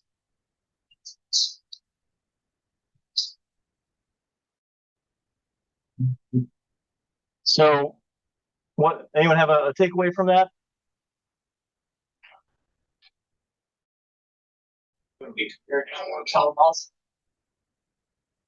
You might not always have someone there to push you, but you have to push yourself. In some case, other people be inspired to push you. That's right. So I love how he says it raised my awareness to like the next level of competition. And when you communicate to people and all that you say and do that you will always outwork them, what do you think they do? Work hard, try harder. They work harder, they try harder. You raise their standard. Isn't that like the coolest thing ever, right? It's not a zero-sum game. If I work more, that means that you work less. I think a lot of times we get caught into kind of zero-sum mindset. It also shows them that you're going to lead, and the direction that you chart is the direction that they should probably follow. When you follow up with someone and you demonstrate to them in all that you say and do that no one will outwork you, do you think it's going to take more or fewer follow-ups for you to convert them? Way less. When someone gets an email from me, they go, better reply to this. Or he's just going to email me again 6 hours from now, and 12 hours from now, and 24 hours. Laura, how many times did I snooze your message about Villages at Essex Park? You've got the analytics. Yeah, I'm poisoned. You probably snoozed that email 50 times. For years, I snoozed that email. You know, I live there. It's in the right spot. Condominium, it's their last asset. I bet they're going to sell. We need to be ready when the time comes. And there's a person in my life who really wants us to see this thing happen. So there's an alignment there. Over and over and over, I followed up. And I communicated to God or the universe that I will not give up until this outcome happens. And the crazy thing about it is when you work harder, people, the universe, God, they reward you. And it actually takes less work the harder you work. It takes less work the harder you work. It takes less work the harder you work. When you work hard, do you get better or worse at something? You get, until you get so good that it almost seems like it's supernatural because you put in the reps 10 years ago. And people think, man, it must be nice. Overnight success. No, there is no such thing as overnight success. Someone put in the reps, they put in the dogged effort that it took to get there until it became effortless because they put in the effort before. So what does it look like to reach these 86 people? It takes effortful work. It takes consistent follow-up. When I go to that conference this week, who am I going to be hanging out with? It's a minimum $10 million net worth to be in the room. We're hanging out at the Ritz-Carlton in Vail, and it's a bunch of entrepreneurs that are struggling in business, and we're going to mastermind on how to stop struggling in business so much because it's rough out there. Who are the people in this room? Is this a high value room or a low value room? What could I do to connect with these people? What could I do to serve these people? Walk up and talk to them. Hey, it's rough out there, man. I'm doing okay, just barely. But I know there's a lot of people out there where they're losing it all right now. Everything they've built their whole life. Are you doing okay? That is literally how I will say hello. There's no time for small talk. We have so little time on this earth. We have so little time at this retreat with this very valuable room. What might happen if I bring that person life-changing value in our time together?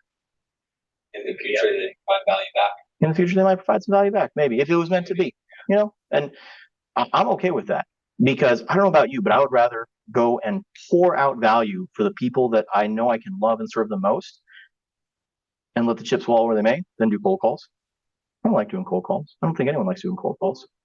I offer avalanches of value. I find the audience that I can serve. This is Costco, except the membership costs $10 million. What else do I do when I'm at that conference? Take a lot of notes. What type of notes do I take? So I'm taking notes on the talks. Are there any other notes that I take? Just when you meet people. When you meet people, do you meet a lot of people at a conference? Yeah. Do they all kind of blur together after a while? What do I do the moment I leave the conference? What do I do on the flight back from the conference? Contact notes. Recap the notes? Yep. Contact them. I talk with them. It's so easy to go to this extraordinarily high value room. I get one chance a year to get into a room of this quality. And you're goddamn right, I'm going to follow up. Hey, you said you're a CFP in Dubai, and you've got a lot of high net worth investors who don't know where to go, where to put their capital. You seem to really like what we're doing. Would it be valuable for you to schedule a call? I'd be happy to just have some free value for your investors. Would that be valuable to you? Would that be valuable to your investors? So I recap the notes that I took. I met this person. Here's their name, email address, and phone number. I typically take a cell phone photo of the two of us standing together so that when I message them, the first thing that pops up is a photo of us together in a peak state where I remind them of that peak moment when I brought them maximum value. There's a big, God, I thought I was the only one going out of business. Thanks so much for at least helping me see I'm not the crazy one, that we're all struggling here. I really appreciate it. And you see this beautiful smile on their face, and that's the moment that you take the picture. And then when I message them, the first thing they see is that photo of relief, of joy, of gratitude. Do you think they are more or less likely to reply to my text message? More. And when I follow up with them, do I say, hey, how's it going? No. What do I do? Yep. You let them know it's you. I let them know it's me. I remind them who I am, because they just met 100 people and they're going to forget who I am.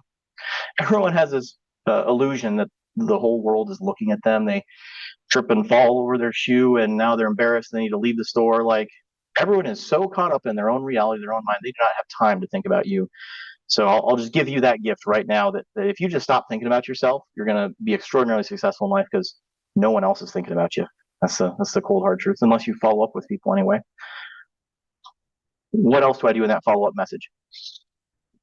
Recap what the two of you talked about, or what you know about them, maybe something about their wife, kids, and just recap anything like that. Absolutely. Am I shopping at the bottom of this funnel or at the top of this funnel? At the top? At the bottom? I disagree. I'd say bottom. Is shopping the same? The person you're talking to right now, you're farther down. It could be both, right? So I'm going to be specific. I'm going to remind them of the value that I brought, why we fell in love, and why our relationship has so much value, why we should be friends for life who love each other and can count on each other. And I'm going to give them very specific steps. And I'm going to give them the option to say yes. And I'm going to make it very brief. You must be bright, be brief, and be gone. So great to connect with you. I'm really glad that I could help you understand the crazy world that we're all going through right now. We're all struggling. Would it be valuable to you if we did a webinar with your investors in Dubai to just talk to them about ways that I could potentially serve them? My assistant can set it up. Yes, no. I'm to the point. It takes courage, that follow-up, right? It takes courage to say, would you like to go watch a stand-up comedy show about crying? Would you like to go to the dog park?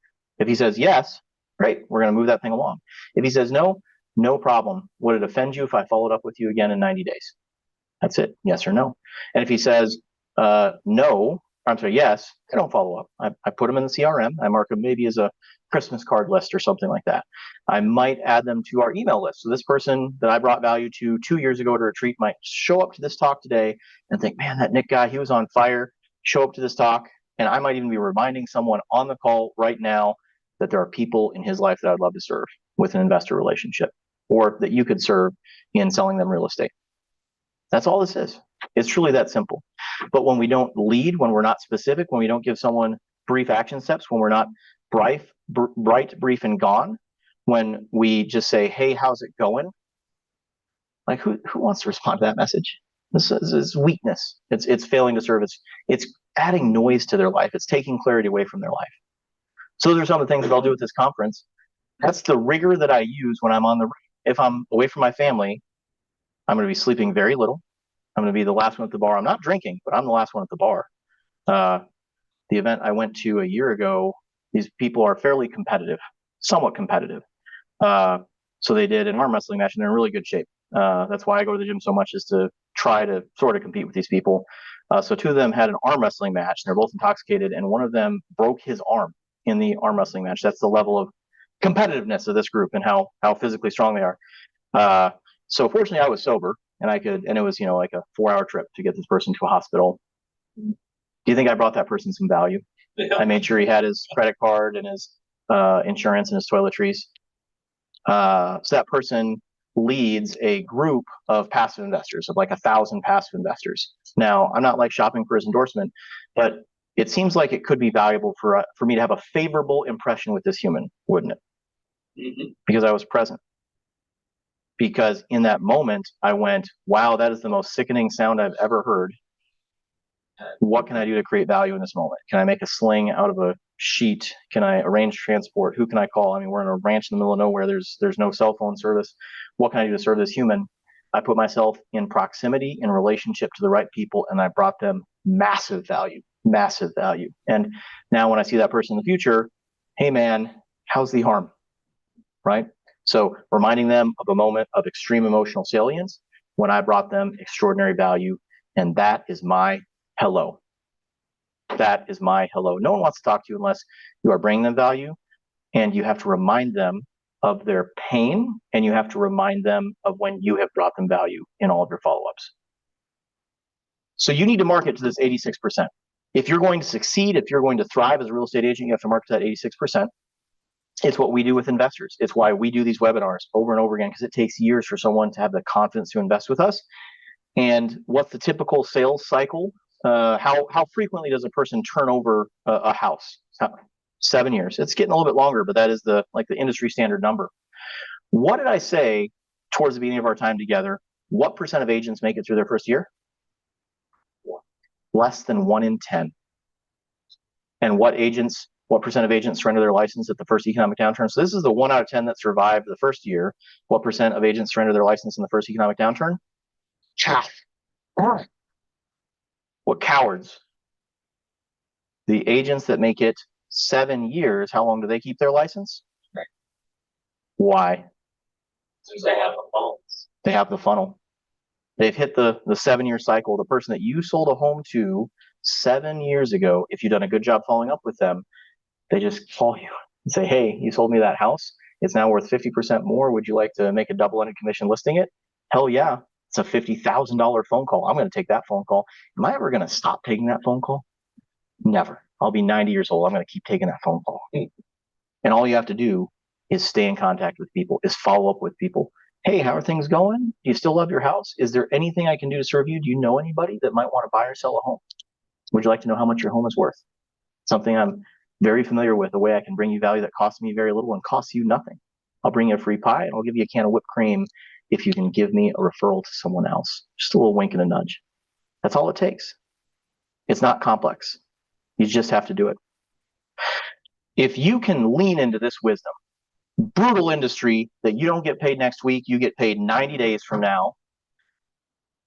But these people, they're gone in a year. You can get paid a year from now, but these people are gone in 3 years, or you can get paid 7 years from now and you can be earning a 6 or 7 figure income for the rest of your life until you're 80 years old. That's it. That's the brutal truth of being a real estate agent. National Association of Realtors, our trade association, has been around for over a century. It's the oldest, most powerful trade association in the United States. Our trade has not changed in a century. Was it any different 100 years ago?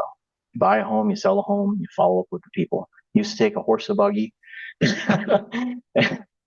Now you have a text message, an email, a Loom video. You've got a few more tools at your disposal, but the trade remains the same. The numbers remain the same. And the agents that get this are spectacularly successful, and they lead a life of abundance and fulfillment. What does life look like when you're focusing on these leads, when you're early in your career? Do you feel very successful? Not when you're early. Are you successful? Yes, it depends. It depends. If you're following up, you're absolutely successful. You can supercharge this, right? You don't have time to wait for your historic business to come back around and follow up with them. You need to lean into this. Now, if you put in the hard work on the front end, what does this look like, right? If you're not just following up on these people, you're following up on these people early in your career when you're desperate to make a paycheck. What does that year 4, year 5, year 6 looks like? It looks crazy. So most agents in their first year, they just sell a few houses. Their second year, they might sell like a dozen houses, maybe 15 max. Their third year, they typically can start to get to an equilibrium point where they sell about 30 houses. Median income for a real estate agent in the United States is about $45,000, 42.5. It's not a lot of money. And that's 1099. You have all your own expenses. I mean, your take home is it's tiny. It's tiny. It's not enough to survive. And yet 10% of agents do 90% of the business. So do the math on that. If your median income is $40,000, but 10% of the agents are doing 90% of the business, how much are those 10% of agents making? Hundreds of thousands of dollars. This is a winner-take-all game. It always has been, and always will be, and I love it. I love unfair games because I know I can outwork everyone else out there. And the mere fact that I know it tells them that they shouldn't even try. When I talk to a customer, to a client, so, man, there's something about this guy. He's got some energy. I bet he would fight for me if things got tough. I think he would do the right thing. I think he would represent me. I think he'd understand my needs. I think he'd help me find my dream home, my forever home, my step up home, my step down home, my divorce home. I think I can trust this person because I feel like he loves me. I know I can do those things and other people can't, and I can focus on the 86% that other people are not focusing on. And so as a result, I know I can achieve outsized outcomes. I earned $1.3 million in GCI last year. Not a lot of professions out there where you can generate that level of income. And it only took me a few years to get there because I did this, because I sat in this room and Zach and Aaron Duckworth drew this funnel and I wrote it down and they said, focus on the 86%. And I did. And the world paved the path to my door. It took a few years. And I had another job in the meantime to supplement my income, which is what they recommend, which is what I recommend you do. But eventually I got there. I reached the promised land. I'm in Gary Keller's personal mastermind with all the other top performing agents in Keller Williams. There's not a lot of agents out there that have a 7-figure GCI. I do because I focus on the 86%. It's truly that simple. I follow up on where the gold is. What do you think this funnel looks like in commercial land?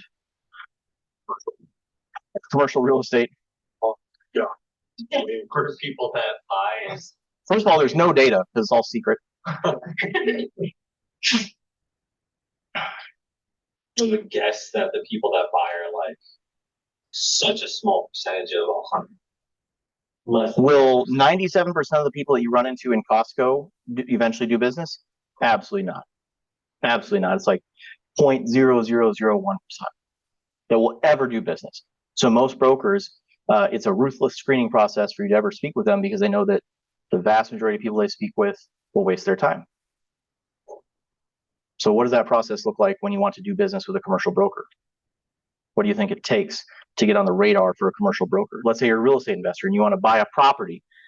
It's the exact same situation. What does it take to get on the radar with that seller, with that lender?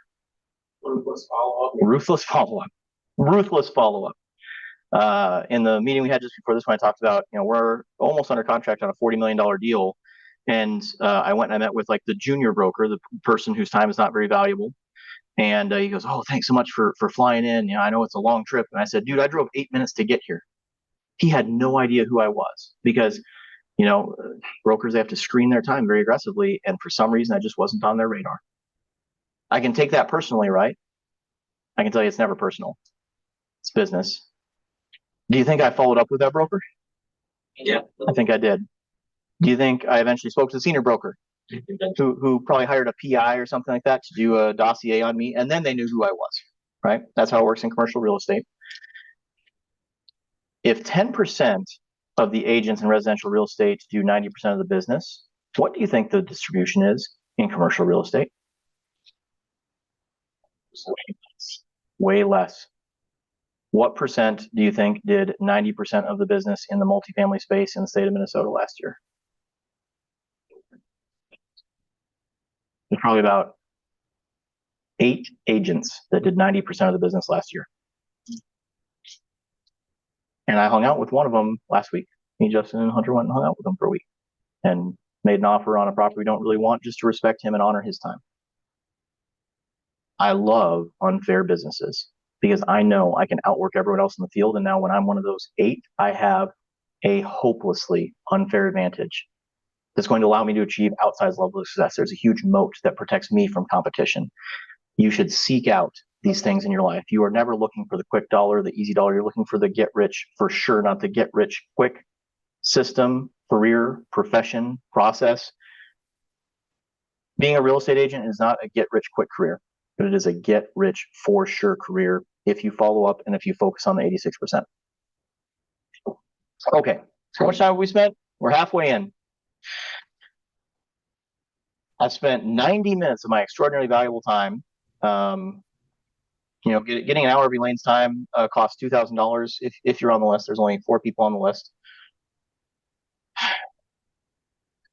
Have we gotten value out of this time together? Yeah. Mm-hmm. Do you think this is important, or do you think I think it's important? Mm-hmm. Do you think you can get anything that you want at the bottom of that funnel? Mm-hmm. If there's anything that you want, let's say you wanted to get fit, right? So a few years ago, I hadn't seen the inside of a gym in like 10 years. And I said, I need to get fit. I'm a busy professional. What can I do to get fit? What do you think I did? I hired a personal trainer. How did I find that personal trainer? Interviewed. How did I set up those interviews? I built a fucking lead funnel. Referrals. Who are the people? I think I have like one of the best trainers in the United States. He's a trainer for CEO of the Mayo Clinic and other top people and stuff like that. He's really good. Has a bunch of letters after his name because I built a lead funnel. And so I've got a 360 deadlift today because I've got the best people. Let's say you're sick. Let's say you're dying of cancer and you want to live. What do? Find the best doctor. You build a lead funnel. Do you think you're going to need to follow up with those doctors a lot? Yeah. Mm-hmm. I have a very good friend whose wife is very sick, and I've been trying to help him get seen at the Mayo Clinic here in Rochester, and it's taken a lot of follow-up for him to do it, but his wife is going to get seen. And this is it. Lead funnel. Everything you want in your life is at the bottom of the lead funnel. I'm going to stop hammering on that concept, though, because that's probably enough time to dedicate to it. Let's get real. So my mom is a crazy lady, and I think it's a privilege that I was raised by a crazy lady. She's had traumatic brain injury when I was 6 years old, missing a piece of her brain bigger than your fist, and so I had a rough childhood. But I had a mom that loved me only the way a crazy person can love, right? So we'd be hanging out, car homeless, and she's like, "Nick, you're going to be president one day." I'm like, "Mom, are you fucking crazy? We're homeless. How like you are so I was furious at her at the time. In retrospect, I'm just so grateful. It's given me an irrational level of optimism, of confidence, of drive, because I had the privilege of being raised by a crazy mom who loved me. And she passed away a couple years ago. And it's hard to spend time with a crazy woman sometimes. I remember I'd show her like a building that we bought and she didn't quite have like a great grasp on it. And so I was like, really sad that she didn't quite get it. Every good boy wants his mom to be, and and she'd like poop her pants and do socially unacceptable things. And so I didn't spend enough time with her, and I didn't. My kids did not spend enough time with her.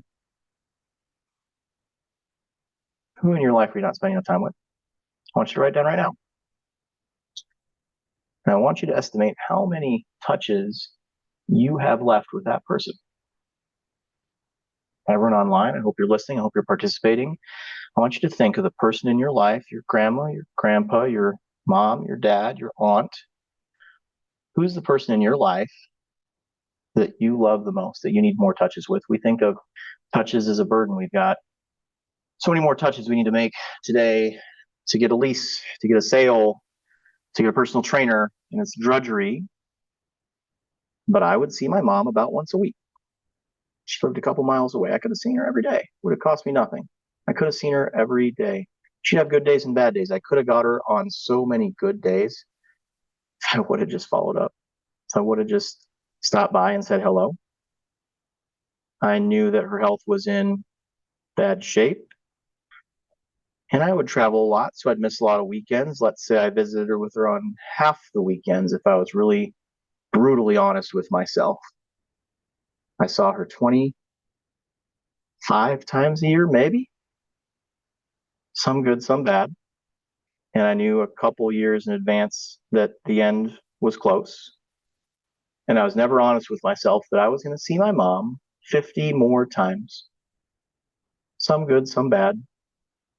If I had more touches, there could have been more good. Maybe she would have lived longer. I didn't write it down. I wasn't honest with myself. And so I didn't take it seriously. And she just kind of faded away. She slipped away. Every time I visited her, she was just a little bit less there until there was nothing left. And then she was gone. And if I had just written down how many touches I had the privilege to have left, I wonder if I would have visited more. I wonder if I would have ticked it off the list each day I visited her, if I would have made those visits count. Hey, kids, we get to see grandma 10 more times ever. I know she's crazy. I know she doesn't remember your name, but one day you will regret that you sat on a screen because you couldn't handle your crazy grandma who pooped her pants. If you are brutally honest with yourself, who are the people in your life that you need to touch? I want you to go touch them right now. Take out your phone, send them a text message, smoke signal, carrier pigeon, whatever, and tell them that you love them. For me right now, I'm thinking my Aunt Donna. She's a beautiful soul. I've got a lot of touches with her left, I think, but she's getting old. Hello, Donna, exclamation point. I was just thinking about you and wanted to tell you that I love you and I wish that we spent more time together, period.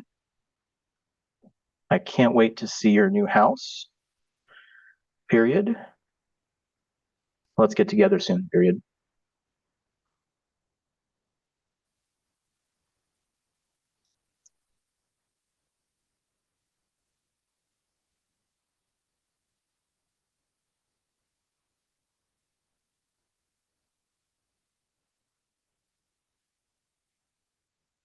Sans, I probably have 40 more touches with my aunt.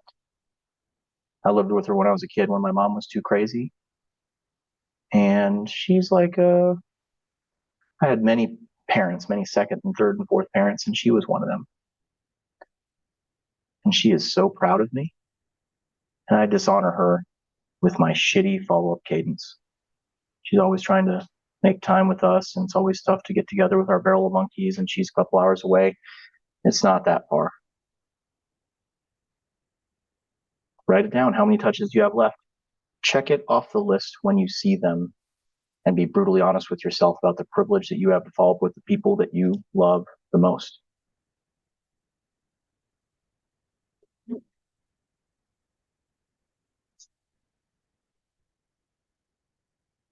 We talked a lot about an impactful life.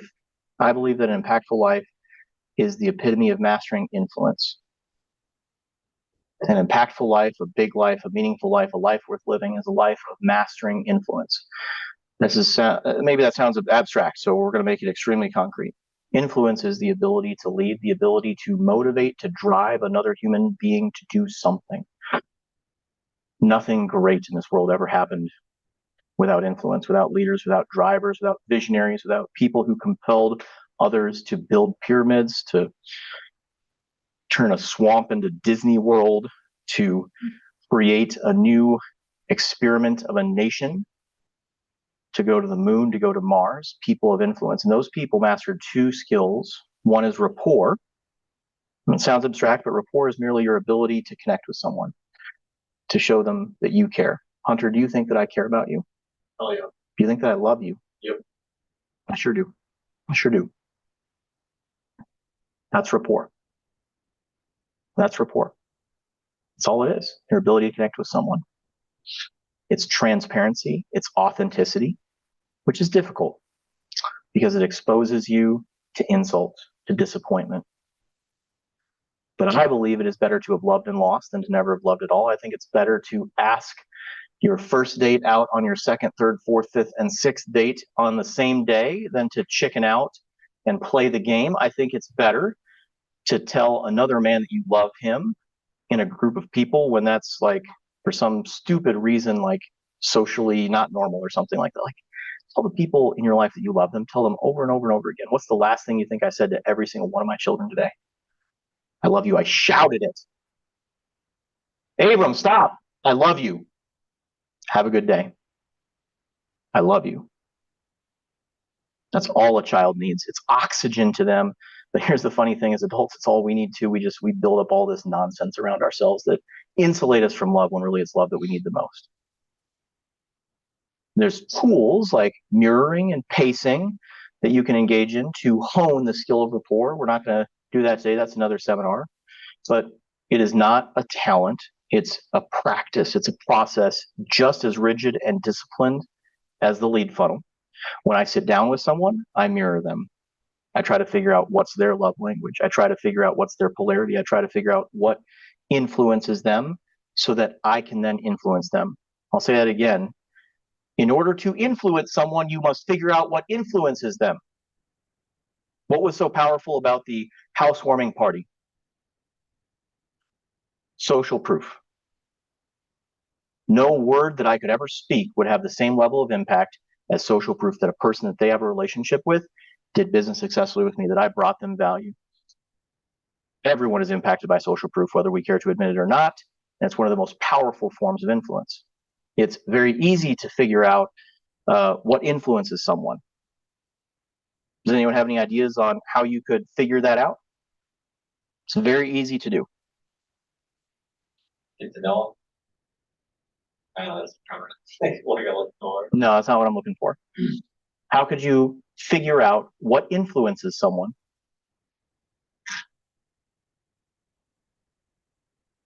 Any ideas? Throw something out. I just realized, is anyone saying anything in chat? Okay, good. I'm glad chat is silent, I suppose. Kind of curious who all is online here. Aside, Steve, there's real You could ask them. You could literally ask them. A little bit clumsy, so beautiful. Is there anything more transparent and authentic than just asking people, hey, I'd like to influence you. Daniel, what influences you? Right?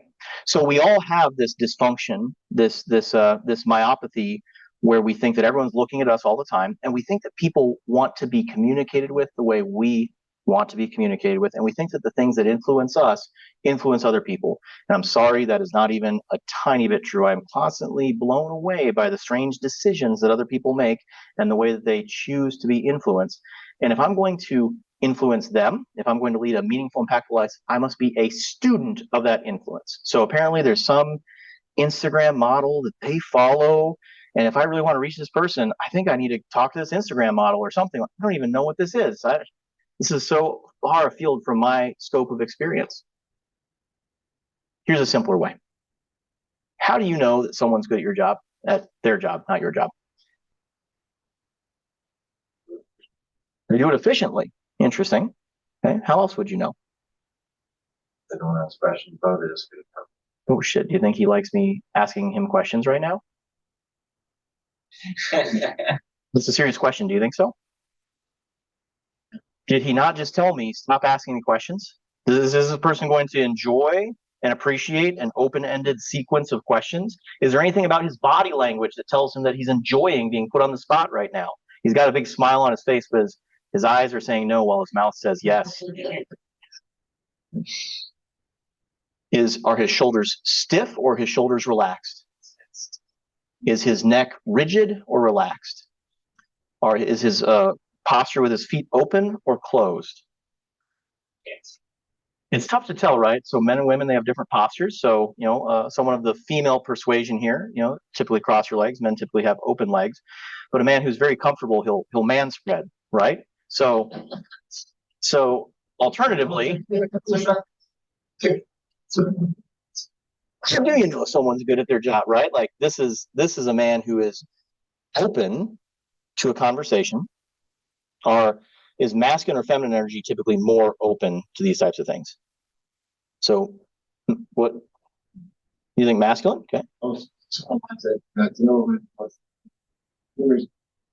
Absolutely. Excellent. Thanks for commenting online, whoever that was. There you go. So in general, feminine energy tends to be more open to these things, but it takes a lot more for feminine energy to warm up.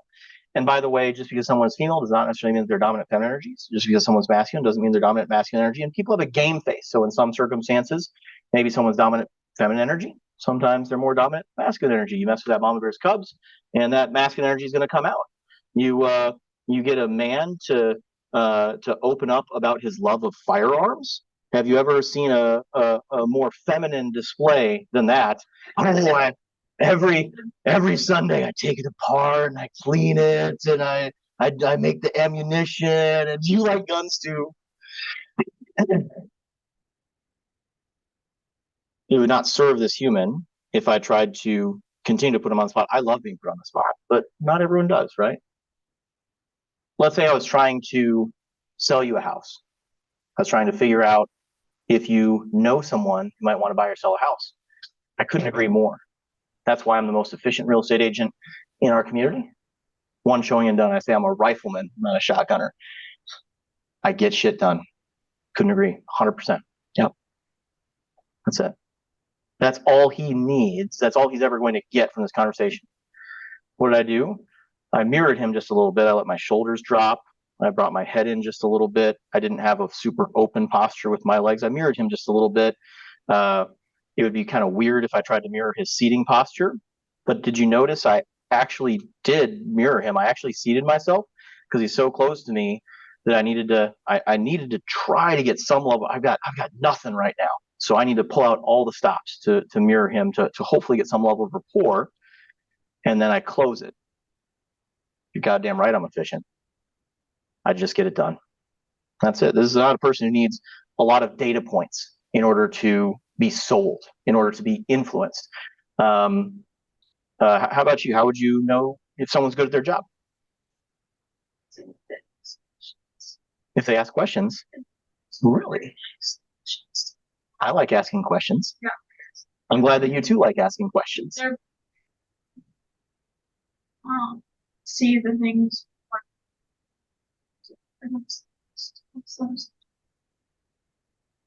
How do they see the things before they happen? It's either happened when first they saw it person and the second time So they're experienced? they're experienced. Can see that maybe someone's gonna have a question about this if they experience it. So they're in tune with that person, and they can predict that person's needs before that person even knows those needs themselves. Strong masculine or feminine energy here? Feminine energy in connection, in tune. I took a swing and a miss, right? I said because they're experienced. That's more of like a masculine kind of thing. And I took another run at it. No, it's that you're able to meet their needs, able to predict their needs, right? And I'm asking follow-up questions because you told me that you like it when people ask questions, right? So we could get into this kind of frenetic speaking cadence where I'm just peppering you with questions. And what am I doing? I'm trying to figure out what her needs are. to predict her needs and meet those needs before she even thinks of them herself. These are the keys to her heart.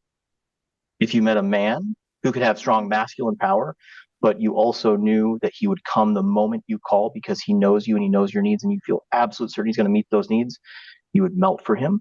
If someone's trying to influence you, trying to sell you, and you felt like they loved you and they cared about you and they knew your needs and predicted your needs, you would follow them into fire, into folly, into fortune, into forever. How long did it take me to figure out the keys to this woman's heart? Yeah. And what did I have to do in order to figure it out? Just had to listen and care and try a couple of different things. Now, this is like a gross oversimplification. Like, I could be way off the mark here, right? This is a little bit of a parlor trick, but you will be insulted at how nakedly people wear their desires on their arm, and the whole world is just deaf to it. It's insulting to me when I see someone trying to clumsily sell someone else when all they need to do is care.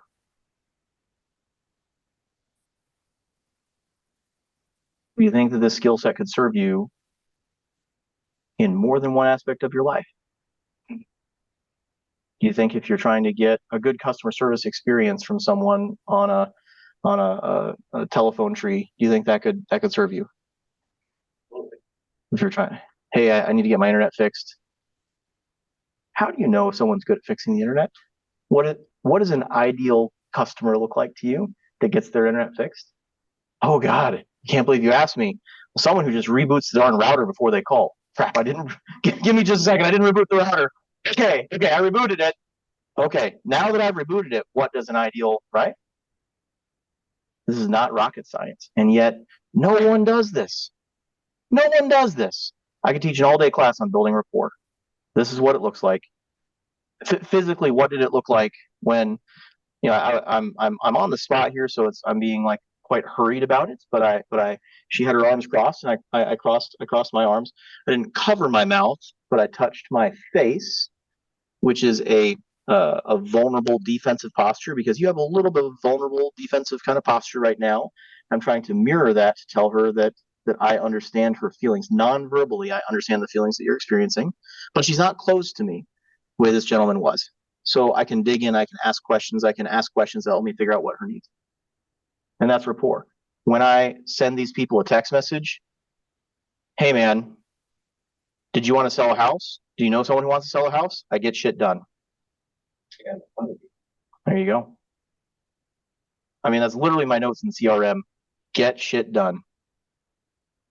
Efficient. When you go to show a home, like let's say you're going to lease a unit, the first thing I do at a showing is I say, what does an ideal home look like to you? And oh, well, it should be warm and have lots of light and tons of space. Awesome. Yeah, I totally get that. Just walk in the door. 5 seconds later, man, I really love this place. It just feels kind of warm to me. It's got some soft lighting, and this great room here just has so much space, and it's got lots of light. It feels really warm and inviting to me. What did I do? Reiterate that you're listening. Yeah, I literally just told her, like, it almost seems insulting that I would literally just repeat the word she said to me 5 seconds ago. And yet I promise you very few people in this room are doing this. Just simple article of discipline and respect, right? It will embarrass you. It will blow you away how susceptible humans are to these techniques. So for a good time, just try this. So next time you're at dinner with someone, like make a reminder on your calendar. Mirror and pace and lead them. So you're sitting, at the table, and they've got their cup, you've got your cup, they've got their fork, you got your fork. When they pick up their cup, take a drink, you pick up your cup, take a drink. When they pick up their fork, you pick up your fork. When they set their fork down, you set your fork down. You'll feel like an alien imitating a human being. You'll feel like so weird, and like the whole restaurant is looking at you and no one will notice. And that's called mirroring and pacing. And then once you've done that for just like a couple minutes, you can start leading. And so you pick up your cup and they will pick up their cup. And then you set it down and you pick up your fork and they will pick up their fork. And you set it down and they set it down. and it'll horrify you, it'll creep you out, and for a fun time, do something weird. So after you've been like leading them for a couple minutes, like pick up like a fork in one hand and a spoon in the other hand, and then be like, "Hey, what are you doing?" And they'll be like, "I don't know. I don't know what I was." Like they will feel real, like they might want to leave the room. They'll feel so strange. So humans are that susceptible to mirroring. That's just another technique that you can use to build rapport. Once you have rapport with someone, you need to build certainty. You have to be careful who you get into a relationship with. You have to be careful who you build rapport with, because those people influence you. The person with more certainty will always come to influence the person with less certainty. Was it a show of strength or weakness when I told Hunter that I loved him, like sincerely from the bottom of my heart that I love him? Show of strength. Experiencing those feelings, it's pleasant, but it's also a little kind of like emotionally ticklish because you realize that you're making yourself vulnerable. The only people who can really truly hurt you are the people that you love. And when you love someone, when you build rapport with someone, when you connect with someone, they can influence you in profound ways, whether you realize it or not. You become the average of the 5 people you spend the most amount of time with. You've probably heard that before. It's 100% true. If you go hang out with skinny people, you'll become skinny. If you go hang out with fat people, you become fat. If you go hang out at the gym every day, guess what? You're going to get into shape. Like, it's just going to happen. It's strength by osmosis. When you get into rapport with someone, when you get really skilled at getting into rapport with someone, you have to be incredibly careful, because it's a two-way street. It's building a conduit. And most people, they shut themselves off from other people as a defensive mechanism because they realize consciously or subconsciously that they can be harmed by the people that they love. And so they choose not to love people. They choose not to be influenced by people. Let's say that you have a relationship with someone and you have a belief that you're a good person,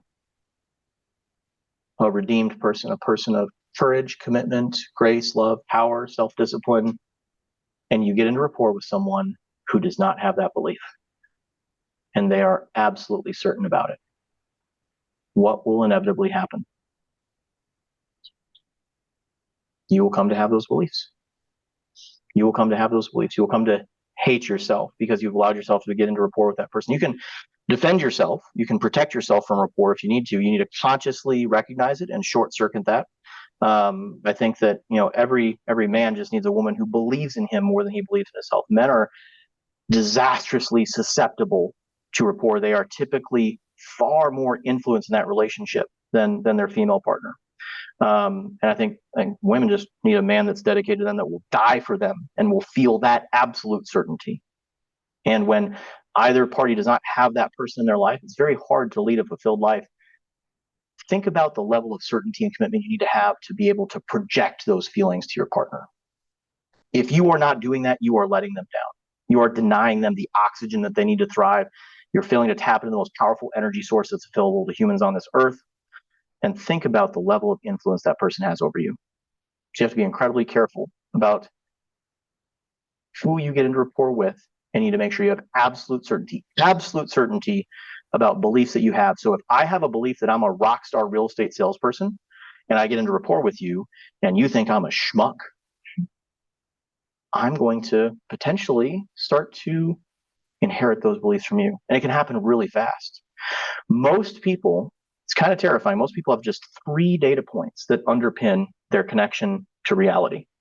3 data points that underpin their connection to reality. So let's just take an example here. Actually, I don't think I have enough time to build someone back up here. So hypothetically, Mike, let's say that you were a clown. I'm trying to be really, I don't want to cause harm to Mike. Like, sincerely, this is a potentially unsafe activity. I don't have the time to pull him back out of this. So let's say, Mike, that you were a clown, right? So I'm trying to come up with an example so ridiculous that he won't internalize it into his nervous system, because it could fuck up his month. How do you know that you're a good clown? Make people laugh. You make people laugh. Yeah, that's what clowns do. It's so great. I wonder, is it really You, when you got the clown suit on, are people just laughing at the clown suit?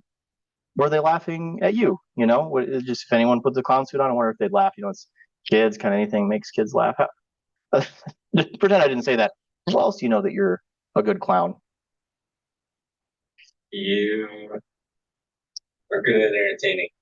Good at entertaining. Yeah, clowns do have to be good entertainers, and it's so nice that you've got this costume that facilitates entertainment, right? I love that that's a thing that's just like built into the profession. Like, you know, pretty much anyone who's a clown, they could be, you know, an entertainer. How else do you know that you're a good clown? Like, you know, your significant other, do they tell you that you're a good clown? Is there a woman in your life who believes in you and tells you that you're a good clown? Don't have a good answer for you. Damn, that's some cold stuff right there. Well, let's say that you did. Do you think that person really loves you? Probably not. Oh, this is a tough conversation here. Well, maybe you should go to clown college or something like that. I don't know. Yeah, yeah. You don't have to like sweep the leg out from under the table either. You just have to make it just a little bit wobbly. And all it takes is that person to just disbelieve themselves just a little bit. This is how the CIA does what they do, by the way. Like, have you ever seen Zero Dark 30? It's complete and utter nonsense. Like, we went around torturing tens of thousands of people and we got nothing out of it. Here's what a CIA interrogation really looks like. Hey, no, I'm sorry, I'm not going to put you on the spot. Hey, Mr. Terrorist, how are you doing today? You just got captured by our special forces. How are you doing? Fantastic. Really? I find that hard to believe. You're in a shithole and you've got no friends and relatives, but you do have relatives, right? Yes. Yeah, people you care about, your son Muhammad and your wife Fatima, and your aunt and uncle James and Jesse. They're from the other side of the family. You've really gotten yourself into a pickle here, haven't you? You tried to blow yourself up, but now you're alive, and we're not going to let you kill yourself. But we are going to kill the people you love. Why? Would you like it if we didn't? Would you like it if they could go to college? If they were just provided for life? We can take care of them. We can take care of you. We just need a little bit of information. Can you help us with that? Yeah. So that's it. It's literally it's like a car sales manager conversation, and just helping this person understand a different version of reality, bending their reality to the fact of the matter, which is that their life is pretty messed up, and there could be a dream of a better future, or there could be a much worse future. And their best friend is their interrogator. Their best friend is their interrogator. Their best friend is their interrogator. That's how the CIA trains actual interrogators. You don't ever see that on TV because it doesn't make for very good TV and it makes no sense. It looks so crazy. But the fact of the matter is, it just takes 3 data points to underpin your connection to reality, any belief that you have about yourself or about the world. It takes very little to undermine that. And if you get into rapport with someone and they have more certainty about the world or about some aspect of the world, like whether or not you're a good real estate salesperson, whether or not you're a good man, you will come to adopt those beliefs. So be incredibly careful about who you get into rapport with, or they will come to influence you. And if you become very skilled at influence, eventually you can influence a whole room of people. You can influence a whole stadium of people, a whole nation of people. And I promise you, when you commit to serve people at a greater level, when you commit to serve people, not just yourself, like some people, they have their standard, which is they'll pay the bills and they'll take care of themselves. Some people, their standard is they're not going to pay the bills and they're not going to take care of themselves. And Black Swan takes care of them sometimes, and friends and family, they're called deadbeats. Some people, their standard is that they're gonna provide for their family. They're gonna take care of their spouse or their kids or something like that. Those people, they tend to have a higher level of influence and a higher level of insight. They must commit to a greater level of influence. Have you ever negotiated with a toddler? It's a much harder negotiation than interrogating a terrorist. And then there's people who commit to serving more, that lead a large company, that lead a church, that lead a city. My wife and I, we got the privilege to help build a school a couple of years ago. And so, every day now there's 240 kids that stream into the school building. That's the first thing I see. It's hard to have a bad day when that's the first thing you see. It's not our name on the building or anything like that. Just we helped do a thing that now serves these people, and it's not easy. It's not easy. There's a 40,000 square foot building that we're mildly accountable for. And a window just broke yesterday, and so we need to get a referral to from one of our preferred vendors to go get that window repaired. We are committed to serving more people, to serving hundreds of people, serving hundreds of children that we have to sometimes negotiate with. And so as a result, a greater level of influence, of insight flows through us with absolute certainty. It's a muscle that you hone, just like going to the gym. You do it through one-on-one communication, and you do it through follow-up. When you have an emotionally salient connection with someone, when you have rapport, and in that moment you have absolute certainty, hey, your business is going down, I know, so is everyone else's. We're in this together. I love you. I care about you, and you are not going to drown by yourself. You're at least going to drown with some friends, like Titanic or something like that. And then each time I follow up with that person, I remind them of that emotional salience. I remind them of the extraordinary amount of rapport that we have together and the certainty that I have. So the next time you follow up with someone, what do you need to do before you give them a call? This is like a little bit abstract. Let's make this super concrete. I need to close this beat, right? I told you how I put together my talks. What is physically something I need to do every time before I get on the phone? Prepare with certainty, with absolute certainty. Review the notes. This is their name. This is what influences them. This person loves questions, and they want to make sure that I can predict their needs. These are the things that I write down in my notes. This person wants to get things done and values efficiency. I will speak the words, I am efficient. Before I stepped into this room today, I spoke the words out loud. I shouted them in my car. Lord, use me. Give me the brevity, the power, the wisdom to love, to serve, to give to these people, to communicate. Like just let it pour through me, please. I'm begging you, and I have absolute certainty that will pour through me in this moment. That is what has to be rolling through my physiology before I step into this room. What else can you do before you get ready for the call? So you've got some absolute certainty. What's the other thing you need to make this stick? Rapport. And how do you do rapport? By looking at notes you took the last time, conversation, studying up on specifically. Exactly. So studying on them not only gives you rapport, it also gives you certainty, right? Because when you go to make a warm follow-up call, sometimes you can have uncertainty, and that shows through when you pick up the phone. So you can remind them of the emotional salience, right? And you want to jump straight to the heart of the matter. Hey, man, your business was going down. Is it still going down? Like, that is how you open the call. That is your cold open on the call. You think critically about what is going to reach this person.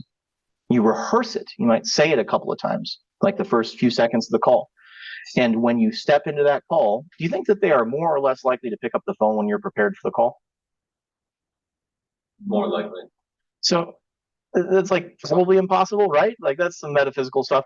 But I think that it works, that when I prepare for the call, people are more likely to pick up the phone. I have found that to be the case. I have no science to back that up, but that's something I could absolutely study.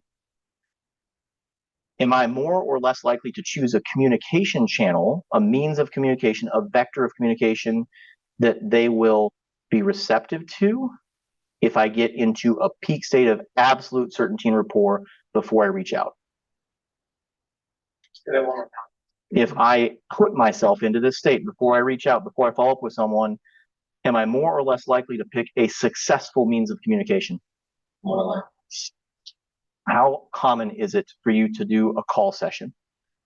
Call the person, call the person, call the person, call the person. These are very lackluster calls. It's not hyper motivating. Send out the same text message to 17 different people, and you get an extraordinarily low conversion rate. When you put yourself into a peak state, this person, when we did the tour, they had they were taking a lot of videos. I bet this person would love a video. I'm going to send them a video. Hey, man, I saw you doing the video in the tour. I thought you'd appreciate a video. Did you like the home? Would you like to do an application? You can just send me a video if you want. I love video. Do you think that person is more or less likely to respond to that communication? And you could still be sending them a text message, right? Just you're sending them a video via text message. So you put yourself into a state of absolute certainty, and you get into a state of rapport, and that it will give you supernatural influence. It will give you supernatural influence. Any questions about any of this? Any thoughts on this? We've got 50 minutes left to go. We doing okay? Awesome. We touched on 3 points. our connection to reality. It's good. So all you need to do in order to influence someone is have rapport plus certainty, and the level of certainty that you need to have, it's an interesting thing. I might feel completely certain about my public speaking skills. If I get into rapport with someone who thinks I'm a bad public speaker, it's actually going to take very little for them to tear down my certainty. Certainty is frail. Our entire connection to reality is extremely frail. We just can't admit it because it's such a terrifying prospect that reality is subjective. Is it more relevant that it is 74 degrees in here or that it is hot in here? Hot. Do you think it would be possible for me to convince you that it's not hot in here? Yeah. I think it is. I think if I had sufficient rapport and sufficient certainty, I think I could convince you that it's cold in here. You want to hear a mindfuck? So people that live in the Amazon rainforest, if you show them a color wheel and you have a translator and you ask them to point to blue on the color wheel, they can't do it. They don't see the color blue because they have no word for the color blue. Because they live in a world where there's a big canopy overhead, they don't see the sky. There's no blue in their visible spectrum most of the time, so there's no reason for that word to exist. When I said that words create our reality, I was not speaking metaphysically or abstractly. Words literally create our reality, and if you don't have a word for blue, you cannot see the word blue, or the color blue. You can see the word blue, but you can't see the color blue. And so you have to be incredibly mindful of the fact that this reality, this construct, these words and images that we have, it's all make-believe, which is terrifying. It's utterly terrifying. But it gives you incredible power if you lean into that truth and you realize that you can shape reality. One of my favorite stories, I like taking my kids to Disney because Walt Disney was a visionary, and he had to go through like 122 no's from bankers to get financing for Disney World, and he in secret bought up 10,000 acres of swamp and then created the most magical place on earth out of a swamp in Orlando. Ugh. And when Walt Disney World opened, Walt passed away just before Walt Disney World opened. And there's a snarky reporter there talking to Roy, his brother, who was there for the opening. He says, "What a shame it is that Walt wasn't here to see it." And Roy says, "You don't get it, do you? He saw it, not you. The thing that you look at today, that you marvel at, that you say is the most magical place on earth, this is a pale shadow of what Walt saw. And we get the privilege to take in this pale shadow only because he saw it. He saw it, not you. And that you still don't get it after all this time tells me you will never see it. You will never create a reality. You will never make this world a better place. Because he saw it, not you. And until you get that, you just get to live in the shadow of someone else's world if you are so privileged. There's just a few people out there, the crazy ones, that have the courage to change the world, and they do it because they have in their mind's eye a vision of what the world could look like if it was different. And the world comes to reflect that reality.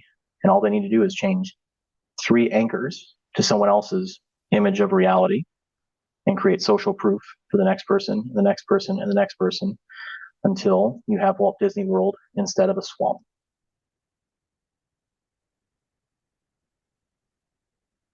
We went on a Disney cruise, which is really interesting because now you're really in a ship in a bottle. Like you're really in this Disney, warp field or whatever. And the brilliance of like Disney animation always been that there's 2 jokes. So there's like the joke for the kids and then like the grown-up joke that's kind of like a subtext that's happening at the same time. So the kid and the adult laughs, but for separate reasons. They don't really understand why. The kids don't understand why. And they play with that just a little bit. Well, they play with it a lot. So like you go to a restaurant that's in the bottom of the ship, which is usually like steerage and like the worst part of the ship. And there's these like portholes to see outside of the ship. And then you realize after a while that they're actually like televisions, and then like fish and stuff come to look at the humans in the human tank. And you realize how ludicrous it is that we spend most of our lives in a tank, right? In almost every aspect of our life. And what a beautiful life they're living out there and free. And here we are in our human tank. And then your kids draw stick figures of your family on placemats, and then they like scan them in with some kind of AI software or something like that. And then they generate a movie that has like the stick figures of your family in the movie, like right there at your table. And it projects an alternate reality, like inside of your alternate reality. And it really challenges your perception of reality when you're stuck in a human tank for a week straight or 10 days straight or something like that. And each day they have a show that has like a message, and it's really spectacular, and the kids love it, but it has like a message for the adults. And they have like the Disney characters, and the characters come out of a portal, right?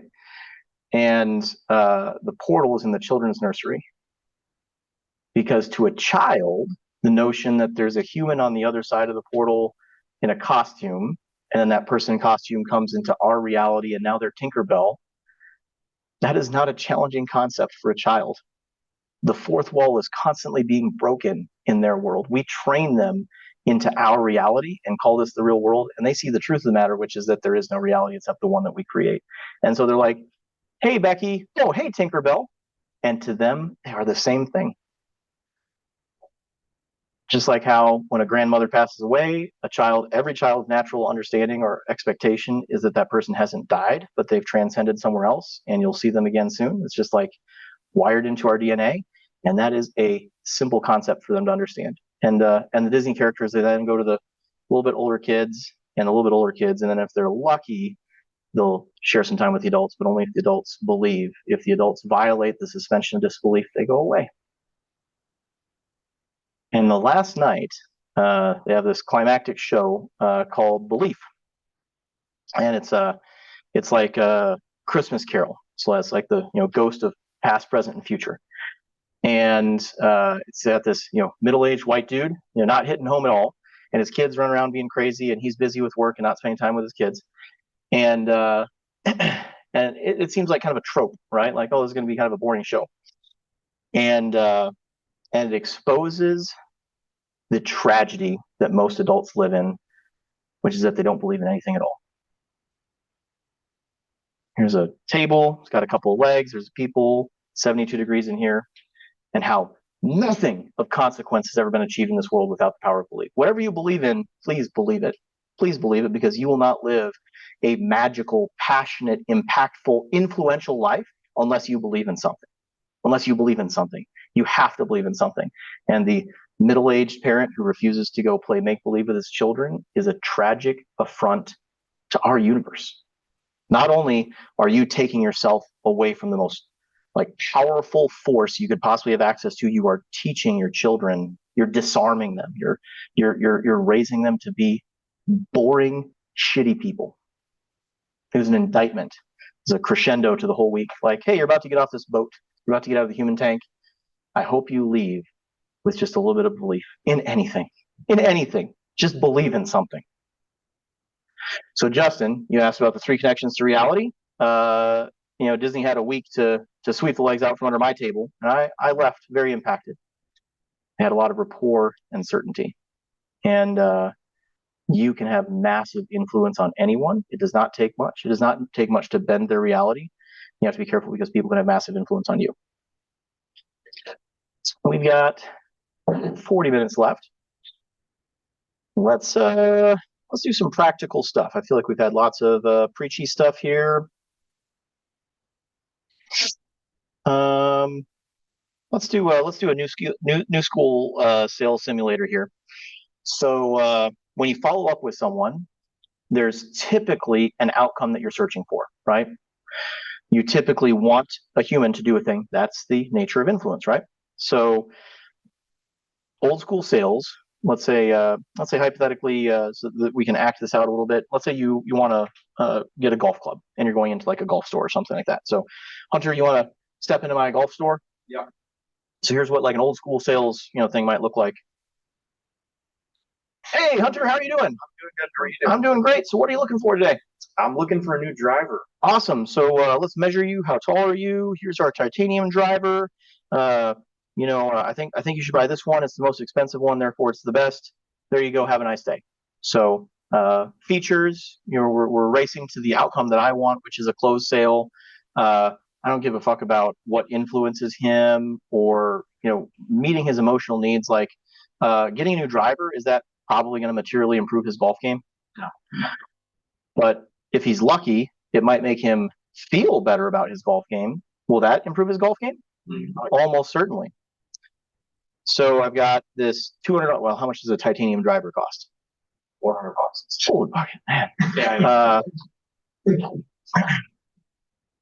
So let's try a new skill, a new school, sales approach here. So, hey man, how's it going? Good. Doing all right. What brings you in today? Looking for a new driver. Awesome. Why do you want a new driver? The one I have now is not making a good sound when I hit the ball, and I just don't feel confident when I'm on the tee box. Isn't that the best? I love that sound when like the tink. Like, have you ever gotten a hole in one? Never. Never? Really? Never. Okay. You got an eagle? What's the next best thing? Out. Have you ever gotten an albatross? No. Have you ever gotten an eagle? No, I A haven't. swan? You got a swan. Okay. So tell me what that was like when you got your swan. Man, it was awesome. I was so excited. I quit my round. I went back to the clubhouse and I got hammered. 100%. Yeah. Did you want to drink right now? No, I'm good. Okay, all right. We'll drink after to Yeah, I gotta go celebrate. back. That's absolutely. So take me back. What was that sound like when you got your swan? What did that sound like? Oh man, if I hit the ball, it made good contact. I heard the grass swoosh when my club came underneath it. Mm-hmm. All I heard was my buddies in the back going crazy after I made it. I don't know if it's the ball hitting the club or the guys cheering. When you get to share it with someone else, like because if you do it on your own, they're never going to believe you, right? Exactly. So we got to see it. What was the weather like that day? It was sunny. It was a Saturday morning, early tea time, so I felt good. It was awesome. So you're looking for a driver that can make that sound every time. Mm-hmm. Yes. Well, we've got a cage over here, an area where you can hit balls. Let's see if we can find a driver that makes that sound. Let's do it. I'll cheer for you. Awesome. Let's do it. All right. So what am I doing in this interaction here? Building rapport. I'm doing a little bit of mirroring. My mirroring's actually not going great, but everything else is going pretty well as well. I'm not quite getting him like deep in the visualization. He's not quite going for it. That's okay. I'm leading it just a little bit. I don't want to lead it so far that I get far away from him and I break rapport because I'm trying to drive rapport and influence at the same time. But I'm understanding the emotional drivers, so to speak, and pun intended there, that are going to make him make a decision because information makes you think, but emotion makes you act. So we need to cut to the most potent, salient emotion we can possibly evoke. We must cut to the most potent, salient emotion we can possibly evoke. Would you agree that the only reason humans do things is to feel feelings? It's the only reason why any human does anything at all. And the crazy thing is, all those feelings that you want to feel, they're already within you. All you have to do is call them forth. And so we go spend $400 on a driver to try to call forth that emotional state in order to have some confidence in the box to make a good swing. And that's a very rational thing to do, right? So in my office, I have things on the walls reminding me of all the great decisions I've ever made because as a leader of a big company, you are constantly assailed with horrible emotional stuff. And if you're not constantly reminding you that I am a smart, hardworking person who makes good decisions, you are going to eventually believe that you're not. You must constantly be reminding of yourself with totems. And so we're going to cut to the chase, which is there's an emotional state that you want to feel, which is hitting that swan. And now I have this image of you hitting a ball and like hits a swan. I was gonna say like just. We're going to cut to the chase. Now, he might feel a little bit weird, and like a masculine person may not love this exercise. You need to reel it back in a little bit. A feminine audience might love that exercise more. You need to tailor it to your audience. But at the end of the day, it could be so. So I bet you wouldn't love the tink so much, but I bet you love the cheer. That's my suspicion, or something like that. At the end of the day, you're trying to get to that emotional state, and people might feel just a tiny bit weird about it, but they will love you for it. And they'll go tell their friends like, "Oh, you've got to go meet this guy. I know you don't golf, but like go buy some clubs from him. You're just gonna like love yourself that you bought some clubs, even though you don't play golf." That is literally what they will go tell their friends. Do you think that people might buy a house from you in order to feel a feeling? I think they might. Thank you, Hunter. Excellent work. Do you think that people might like invest with us in our funds in order to feel a certain emotional feeling? Do you think that people might make really bad decisions? They might speed in their car or leave their spouse or whatever in order to feel certain feelings. Just cut to the chase. Just identify what those feelings are, and you will serve people at incredible levels. So that's a little bit on the chemistry rapport and new school sales is what I call it. Let's do an exercise. So, who's your favorite performing artist? Write it down right now. Who's your favorite performing artist? Not sure who mine would be. I just went to the Blink-182 kicked off their new tour in St. Paul. So I loathe to admit this, but I'm going to write down Blink-182. That's the last concert that I went to. Great concert, beautiful concert, really beautiful. 2 of the 3 almost died, and it's very different energy on stage. Let's say that your favorite performer is going to do a private concert for you. The venue of your choice, all expenses paid. You won the concert lottery, whatever it is. And maybe you don't love any music at all. Maybe it's a theatrical performer. So Leonardo DiCaprio is going to go reenact Titanic for you personally. James Cameron's going to bring in the replica Titanic. The whole 9 yards is going to be off the hook. Who would you invite? Who would you invite? You can invite an unlimited number of people. Who would you invite? Write it down. It's not hypothetical. Write it down. Who is coming? Take a couple minutes. Write down as many names as you can.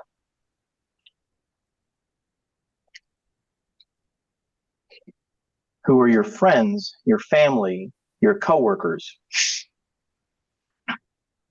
People that you know hate this performer, and it would just give you a cackle to see them come to this private show. Just because it's so awesome, even though they hate the performer. Who are people that you admire that ordinarily you might struggle to set a meeting with? But if you had the carrot of a private Blink-182 concert or a private Titanic reenactment, they might show up. Who's just out of reach for you socially? I mean, if Leo's going to be there, surely I don't know who. I'm out of actors now. So certainly some other important actor or something will be there if Leo is reenacting Titanic. Would they be leaders in government, in your church, in organizations that you're a member of, at Keller Williams, your frenemies, where you can never quite figure out if you're a friend or an enemy, and this could be a good litmus test to figure out if they're going to say no to this. God, they must be your enemy, not your friend. Who would you invite? Write down as many names as you can. We'll do 1 more minute.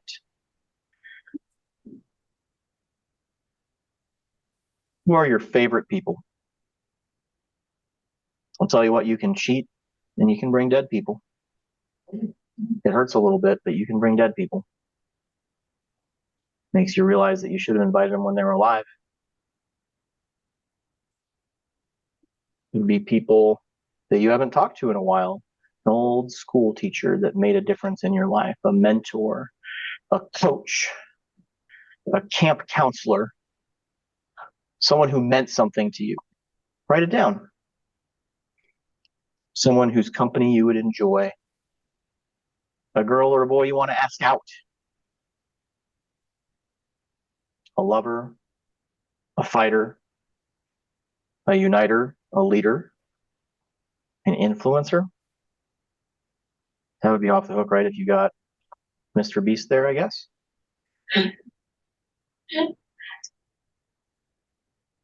All right, pencils down. How many people do you have on your list? Count them up. Call it out. How many people do you have on your list? 11? 13. 13? 6. 16? I'm not saying you have to get a high score in order to win or anything like that. 21? Who else? Anyone online, you're welcome to share how many you've got. Looks like we've got a few chat messages here. 23. And I always find this exercise interesting because for some reason I have this illusion that there's like 100 people that I would have there. But there isn't. The average middle-aged man does not have a single person he can count as a close friend. Here's something you could try on for size. So in Japan, they have this ceremonial greeting. It's not ceremonial, it's a formal greeting. So you might say, "Hello, Mike. My name is Nick. It's a pleasure to meet you. I hope that in the future, you and I can rely upon one another." Because that's what friendship is. That's what community is. That's what connection is. It's being able to rely upon one another. Very strong corporate culture in Japan, much less individualistic society. In America, we can do it on our own, but in Japan, we do it together. How many people do you think come to the Japanese rock concert? A lot more. I wonder what it's like to be a real estate agent in Japan. Although they have population loss, so real estate's worthless there. So probably not a good market to be a real estate agent. How hard would it be for you to follow up with those 11 to 21 people? I don't think it'd be hard at all. I have a good friend. I meet with them. Well, I have it on a calendar to meet with them every week. And we miss weeks and stuff like that, but we chat all the time. I've got another group of friends where we meet every week. I have another group of friends from church where we would meet at 5:30 a.m. So no one has any excuse that they can't be there, right? Like no one's double booked at 5:30 a.m. So that if you didn't wake up because you don't care about us. So accountability right there. How much richer would your life be if there was just a few more people on that list? How much richer would your life be if you just followed up with the people that are on your list? Can you count on the people on that list? If you can't, you need to follow up with them. You might just send them a message and say, "I love you, and I hope that in the future you and I can rely upon one another." You might be very explicit in your messaging. I have some very good friends that I have not spoken to in a long time, but I know if I was stuck in a prison in Mexico, I could give them a call and they would come running. I neglect them, though. I don't follow up with them enough. I need to do that more. I could be better. We all could be better. Any takeaways from this exercise? Anyone have any thoughts from this exercise?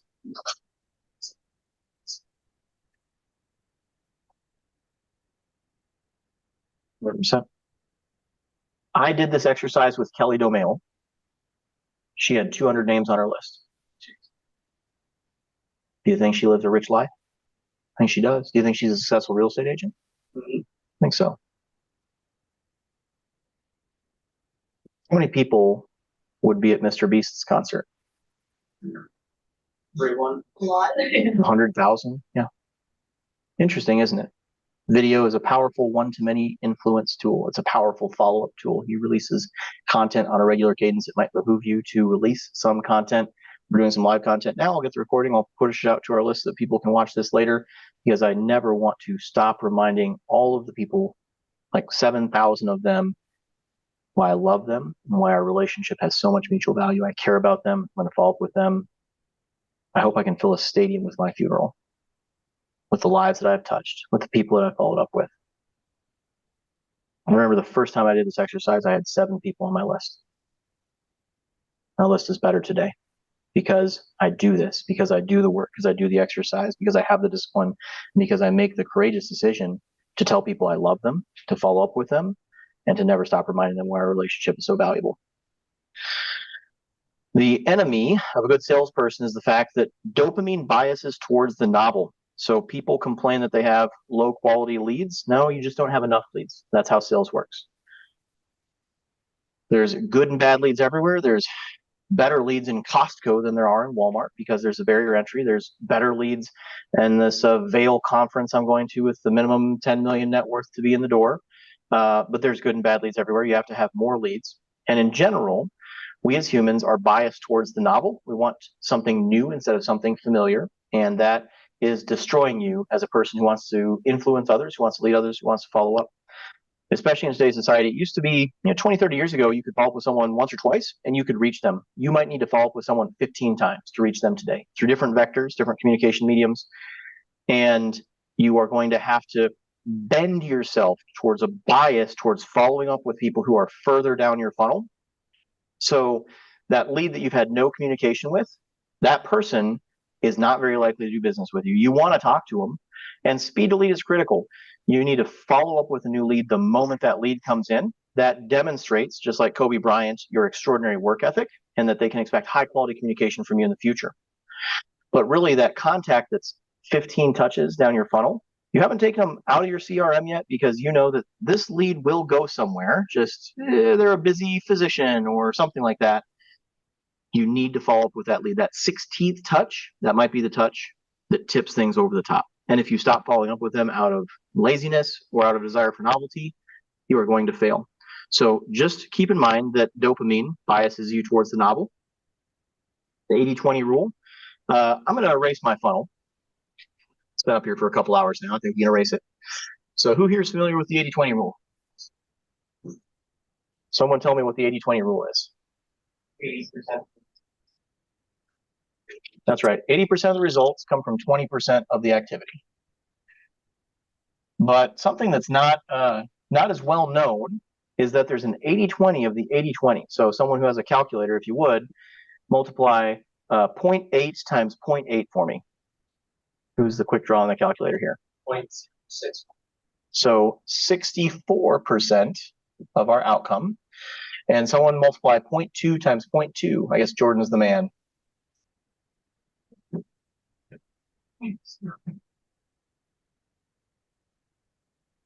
Does someone else want to do it? Sorry, Jordan. 0.2 times 0.2. So 4%. And then please multiply 0.8 times 0.8 times 0.8.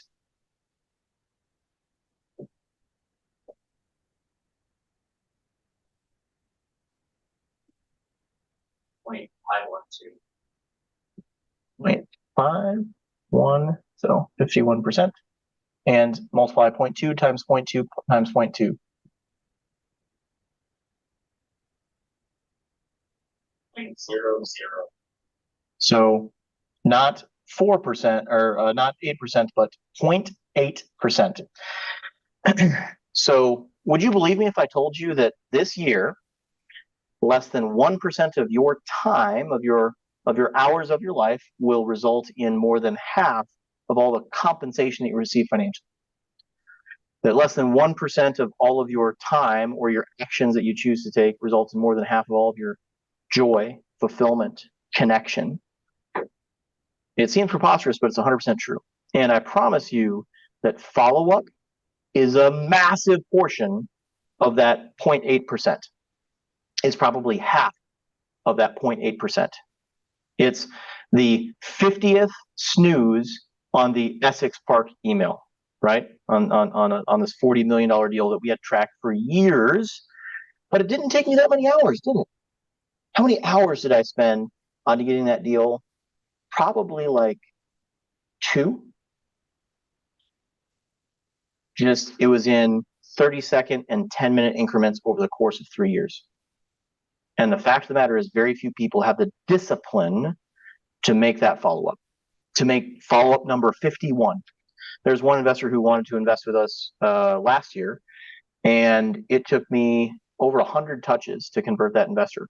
But she was over the moon about it, really appreciated that I kept following up with her. I'm like, hey, am I wasting your time? Are you wasting my time? What's going on here? She's like, nope, I've got this. There's always a reason why another follow-up was needed. I kept following up, and she did eventually invest. It did not take that many minutes. If I went out and called 100 more investors, maybe I wouldn't have converted any of them. And all I had to do was keep following up with her. And that person that I followed up with 100 times, Do they have a mediocre experience with me or an exceptional experience with me? Except Who the hell's fallen up with someone 100 times? She is raving about me to her friends. Yeah, I invest with these people. They followed up with me 100 times. I think these people are going to do something smart with my money because no one else does that. That's the Kobe Bryant work ethic. She's a real estate salesperson with Keller Williams in Austin. I probably helped her elevator game a little bit. She probably thought somewhere in the back of her mind, I need to follow up with some people in my sphere because if this dude's following with me 100 times, what excuse do I have for not following up 3 times? That's the 80-20 rule of follow up. Say it to me. Did I catch you at a good time? Did I catch you at a good time? Did I catch you at a good time? Did I catch you at a bad time? Did I catch you at a bad time? It's a great way to start a phone call. Why is it a great way to start a phone call? Because it immediately puts the person who receives the call in the driver's seat. Unfortunately, we live in a culture today where it is somewhat offensive to call someone on the phone. Don't call me unless someone is dying. I have seen someone throw a phone across the room when they received a phone call. That it would take so little to offend someone's sensibilities today. A few weeks ago at church, pastor was like, yeah, give us your info and we'll, give you a call to follow up if you're new here. Oh, no, we won't call you. We won't call you. We'll send you an email text. I promise we won't call you. And that's how people feel about phone calls today. And yet phone calls are what get the relationship moved forward. People are so fearful to get into a relationship that they can't even receive the communication. So when you call someone, unfortunately, it's basic article discipline to say, did I catch you at a good time? What does that do when you ask someone, did I catch you at a good time? What does that achieve for you? Puts the ball in their court. They now have control of this engagement because it's kind of ambushing someone just a little bit when you call them. A typical Gen Z today, they might need to do a couple therapy sessions to work up the courage to dial the phone. And God, when they get an inbound call, I mean, it's going to need several more therapy sessions to recover from that. So, and I say that as a minister, my wife's a psychiatrist, so we're allowed to say negative things about that. I think that's how that works. So you need to put the ball in their court. You need to allow them the opportunity to give you permission to continue the phone call that you started. So you have to have the courage to lead, but unfortunately, you have to be very sensitive to the fact that people don't like to receive a call. And you really want to get to a no in that script in your follow-up, because your number one goal is to get to a no. When someone says yes, that's acquiescence. So you might say, did I catch you at a bad time? And you'll notice the conversation will skip a beat just a little bit. And they'll say, no, this is fine. Right? So you flip that around, it's like a little bit uncomfortable. And if you put someone in an fMRI and they say yes, they like agree to a conversation, yep, okay. There's very little activity in the brain. But if they say no, if they have to change the course in that flow chart of the conversation, their brain lights up and all of a sudden they wake up. Okay, no, this is we can talk. And it's very interesting. Like you realize how most people are like mostly sleeping most of the time. Very few people have engaged their brain most of their waking hours.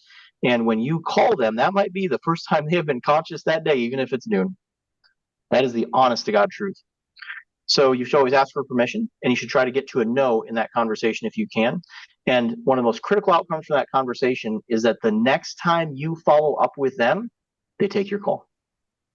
When your number pops up on the caller ID, if you send them a text message, it usually gives them caller ID plus like your recent text message. That's why I like sending people a photo with a little bit of text, explaining the photo. Hey, it was so awesome talking to you at this event in Vail.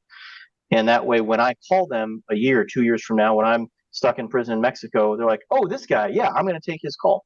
And you never want to bombard people with follow-ups using a communication channel they disappreciate so that they become numb, deaf, unreceptive to your communication. The most important thing is that they continue to be receptive to your communication.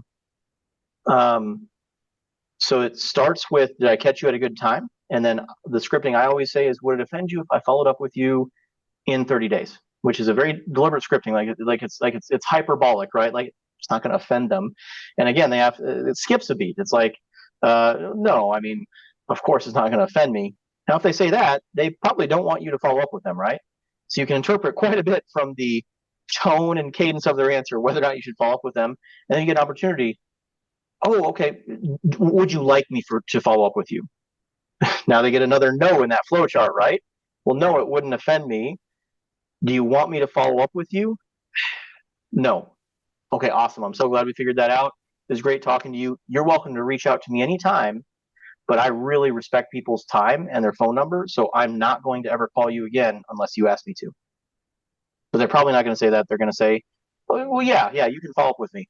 And I promise you that emotional residue, they won't remember what you said. They will remember how you made them feel.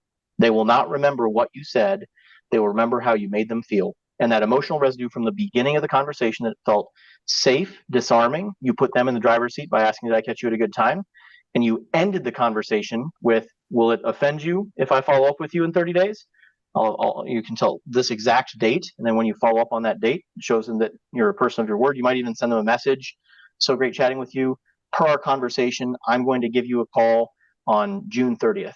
And then that's literally the last thing that they see when your number pops up. And they're like, God damn, someone in society who does what they say they're going to do 30 days later? That's unheard of. I'm taking this call. Hey, I don't want to talk to you, but I appreciate you doing the thing you said you were going to do, you know? So those are some really simple scripting techniques. So we did a lot of abstract stuff. I'm trying to hit you with a bunch of concrete stuff. I want you to have at least 20 actual items from our time here together today. Some real world examples of follow-ups. Always follow up. Always follow up, even when it makes no sense, even when you've never heard of someone following up before, always follow up.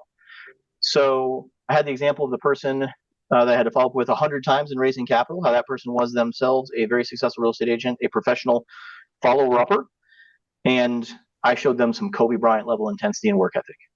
And because of that, they respected it and they invested with us. That's ultimately what it came down to.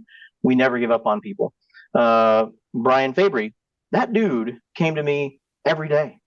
Not at an annoying level, not every day, but most days. And just be like, Nick, is there anything I can do to provide you with value today? You know why I did that? Because he went to a class like this, and I said, you should go to all the people in your life every day, the people that you want to influence, people want to be around, and you should ask them every day, is there anything I can do to provide you with value? And he did that. It's so rare for people to show up and do the things that you coach them to do. Most people are what I call assholes. They'll ask you for advice and they'll like do the opposite and then come back to you a couple years later complaining that their life is so bad when they did the opposite of what you recommended. Don't be an asshole. So that Brian just said, okay, Nick, so I'm just going to like ask you every day, is there anything I can do to provide you value? I'm like, yeah, if you did that, you will be extraordinarily successful. You'll be a top 1% successful person. And he did that. And now he's like running an apartment site for us, like a year on the job. Like he skips 10 rungs on the totem pole because he just had the courage to politely, he wasn't bothering me, go to the CEO of the company and be like, is there anything I can do to provide? Along the way, he led my investor relations push, helping me do outbound touches to like 1,000 investors. He did a cross-country moving trip with me. He just like rode shotgun in a moving truck. I mean, people pay $5,000 for a coaching session with me, and he got like 3 coaching days with me because he's willing to just sit in a moving truck with me for 3 days. Like the courage to follow up and to just say, hey, what can I do to provide you with value?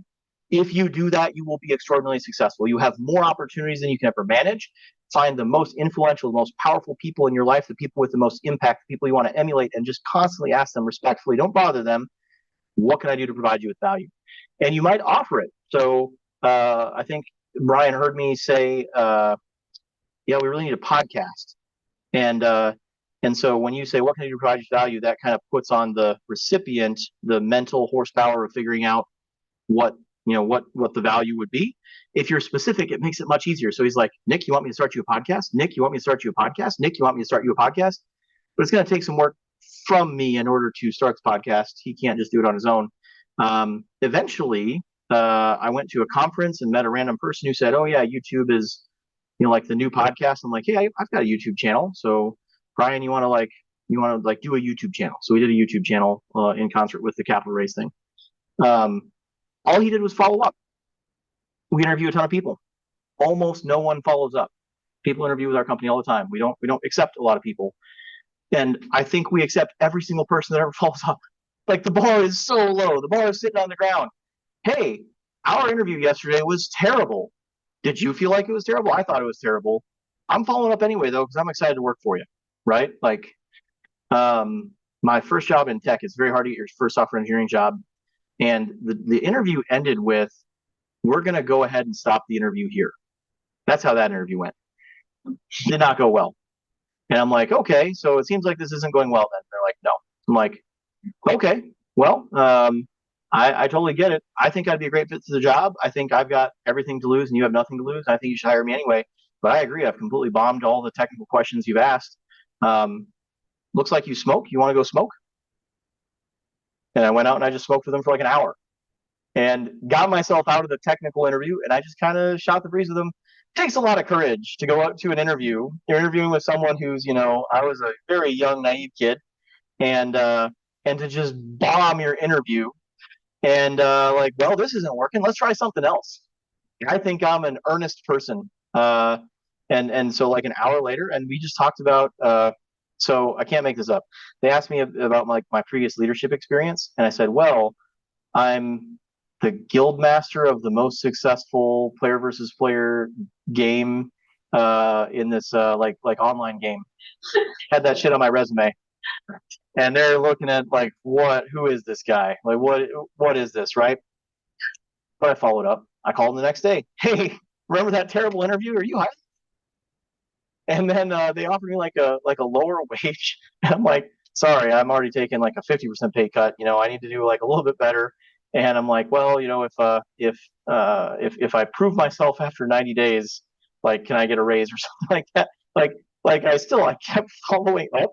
And I know at one point they were sitting there and they're having a conversation. They're like, were we hiring this guy? Because there's like 3 or 4 people in the interview. And like, was this guy terrible? And he wants more? Like, what's going on? Like, I know. And they're just like, he keeps asking. Like, I guess we should hire him. I said, give me a 90-day probationary period. You can fire me after 90 days if you don't think I'm worth it. I made them a can't lose offer. That's all you need to do as a real estate agent, as a leasing agent, as a friend. Just reach out and follow up with the people in your life that matter most and make them a can't lose offer. Hey, see, you've got this problem. I'm going to go work this weekend for free to help you fix that problem. Would that be okay with you? Would that offend you if I did that for you? No, I guess not. I mean, I wouldn't ask you to do that, but sure, why not? If you do that for a year, you will have maximum influence with anyone in your life that you want to have influence with. Yeah, and then I went to do a showing on a $2 million listing in Rochester, which is like, it's like the most expensive house in Rochester right now. And I telegraphed that to the agent. It's a vacant home, so it's go and show. And the agent kept following up with me. And they're like, yeah, I'm glad you like that. What didn't you like? I appreciate the feedback.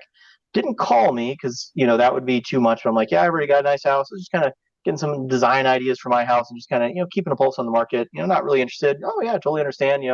What would it look like if you were interested? I just kept following. I got to respect that, right? Like I've already kind of brushed them off politely, but they're politely following up. I had like a 17 message, text message chain with this agent. And I'm like, man, I really hope I don't end up buying this house. It did have some cool features. Love that grid. We already told people we love them. Ask for permission to follow up. Would it offend you? Be direct. Do you know anyone who would like to buy or sell a home? Here's some example. Like be outrageously clear and direct. Have the courage to lead. You want to make it so that the person that is receiving your follow-up has to use as few brain cells as possible to move forward in the escalation of commitment in your relationship. I'm going to say that again. You want the person that you're following up with to need to use as few brain cells as possible to be able to move forward in the escalation of the commitment in your relationship. So when I'm on my first date with my wife, I'm like, hey, you want to go to the dog park? You're already here. Beats commuting. Beats waiting several days or a week to do another date. I'm ready to do our next date right now. You good? Heck yeah. Okay, dog park date is great. Want to go do some stand-up comedy? Yeah, absolutely. Like, be direct, be clear. She could have said no, and that would like probably hurt my feelings a little bit because I was like, man, I think we might have the one here. But if you're direct, if you lead, and all she had to do was say yes, and so she did say yes. By the way, strong masculine energy often wants to lead, so you might want to put them in the driver's seat in their follow-ups. And strong feminine energy wants to typically trustfully follow, but in both cases, you want them to be the hero and you're the guide. So just as a quick example of that, I'm going to be playfully hyperbolic in order to bring the point home. Like, bro, you taking this house down, right? So you're the one taking action. You're the decider. You're the actor. You said that you appreciate efficiency. I'm going to be efficient in my language, like very few words. You said that you appreciate getting things done. And so taking this down, is like very similar word cadence to getting things done. I'm mirroring. By the way, you told me just a couple of sentences a couple hours ago, but I respect you enough to remember what influences you and how you like to be communicated with. You're still not saying anything, so I don't know if that's you really value concise communication that much, or if I'm just missing the boat. No, I'd never do that. To a strong feminine energy audience, I might be like, do you want to go on this journey together? I'm here with you every step of the way, and I can't wait to help you get into your dream home. Right. So more words, more energy. I'm with you. I'm guiding you. I'm leading you.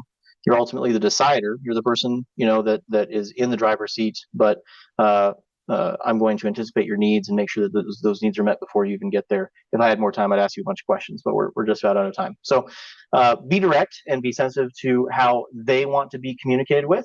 We talked about being persistent, have a process for your follow-up. So we have scripts that we use for our leasing follow-ups. We use very similar scripts. You should be economical in your communication, tailor that to your audience, but you've probably spoken to a similar audience before. So I have shortcuts in my my Android keyboard where I can type in CAL and it'll put in a link to my Calendly page so someone can book a meeting with me. So would you like to book a meeting with me? Do that right here, right now.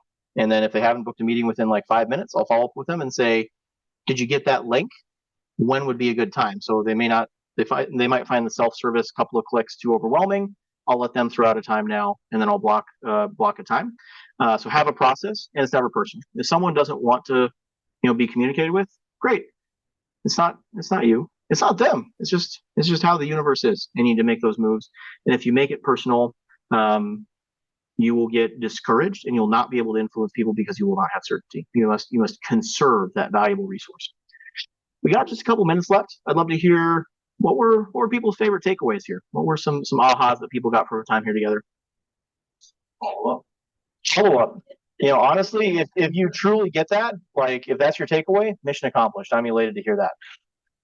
I like learning about influence. I've read the book Influence, which I found Cialdini. Yep. Yeah. I didn't really do much Cialdini here, but that's a whole other talk that we could absolutely do. You learned most of yours from Tony Robbins, which I talked about today. Yeah, Tony has a great course called Mastering Influence, and that's available to all the Black Swan team members. And it's insanely good. It's insanely good. He talks about modalities of how people experience reality. It's quite trippy. So it's like, how do you know if someone's good at their job? Well, do their coworkers think that they're good at their job? Okay, well, now this is a person who really leans on social proof. And they said coworkers, so they need a plurality of social proof. One may not be enough. And they said coworkers, not boss, not customer. So they probably value egalitarianism. And you probably would not want to come over the top from like a hierarchical perspective. You'd probably want to be side by side with them, not like this would be a poor way to communicate with them. I got all that from just 3 words. People hemorrhage data. They shout data about what influences them in everything that they say, in everything that they do. They're shouting at you, here's what influences me. Please talk to me in a way that I appreciate and understand. Alternatively, they could say that person is rated the number 1 in their field. So this is a person who values competition. They're going to be quantitative in nature because it's very difficult to be rated if you don't have quantitative data. To that person, you might say, well, would you know, I'm the 7th highest selling real estate agent in our community that actually serves people in our community. So everyone that's 1 through 6, they're serving people like an outstate in the area you're specializing in. I am the number 1 agent in this area. I know it sounds like almost insulting that someone would tell you something that simple and you would mirror it back to them, but that is what respect looks like. Alternatively, and when you ask people questions and really think about their perception of reality, it blows your mind. It blows your mind how, so there's this notion of perspective and that there should be like equality in our society, but really it's perception. You perceive reality different than I perceive reality. You might think it's cold. I might think it's hot. Doesn't matter what the temperature says. And never the two shall meet. They might say something. How do you know someone's good at their job? They might say, because they love their job. Wow, not outcome oriented, no social proof.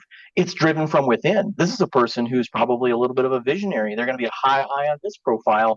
gosh, I love my job too. I think that if you're passionate about what you do, it's inevitable that you're going to be amazing at it. They might say they haven't been fired. Holy shit. And people will say that. People will say that. If you walk into your office every day, most people hate their job. Most people actively hate their job. If you walk into your job every day and say, I hope I don't get fired today, what will inevitably happen? You get what you focus on. And so when you ask someone, I just go ask 10 people this question, this innocuous question. I just made all this up, but it's true. It's 100% true. I use it every day. This is a person living in a scarcity mindset, and their bar is quite low, right? They don't even know what exceptional looks or feels like because they're living in such extreme scarcity. They're one of that majority of people who don't love their life. They don't love their job. And so they just assume that everybody else is doing the minimum to not get fired, hates their job, and hates their life. If you want to influence this person, you're going to need a different kind of communication style. And you know what you do? You mirror it. You mirror it as playfully, hilariously awful as it is. Let's say I'm trying to lease them a unit. Man, I've got a place I know that you're not going to hate. I know it sounds crazy, but they would say, a friend, someone who gets me. I don't hate this place. I mean, it's horrible, but I don't hate it. This is awesome. This is as good as it gets. If you show that person a Class A building where there's happy people, they will feel like they don't fit in, they don't belong. Like, show them a place that's not nice, but they won't hate, right? Because someone who's good at their job is a person who doesn't get fired. People will say these things, and they'll say them to you like they're normal words. And people are telling you these things already, but you're hearing them from your own perception, and you're filtering it out. So you hear someone say they don't get fired, and you're like, yeah, sometimes I have a bad day too. No, that's not what just happened to your buddy. They live in a different universe than you live. And you're filtering their communication to try to put the round peg in the square hole, to try to understand what their perception of reality looks like. There are people out there who can't see green. Did you know that there are a significant portion of our population that don't have an internal monologue? They don't have the ability to speak words into their mind without words coming out of their mouth. Like, there are very, very, very different perceptions, and it takes very different things to influence those people.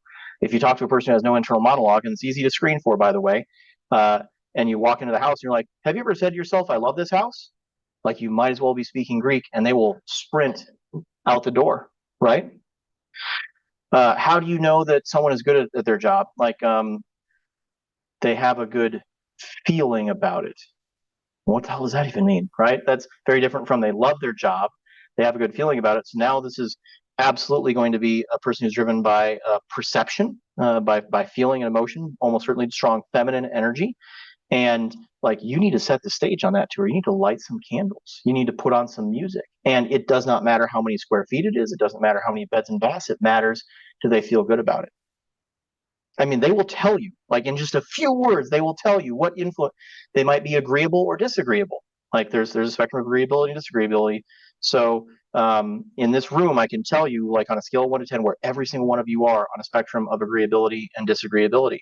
Like, Sandy, you're a 10 agreeable, and that's just you. That's just your love language. You want to be a peacemaker. You want people to get along, and you don't care about your own personal needs. You put everyone else's needs first, past the point of fault. Put you on the spot, which I know you hate.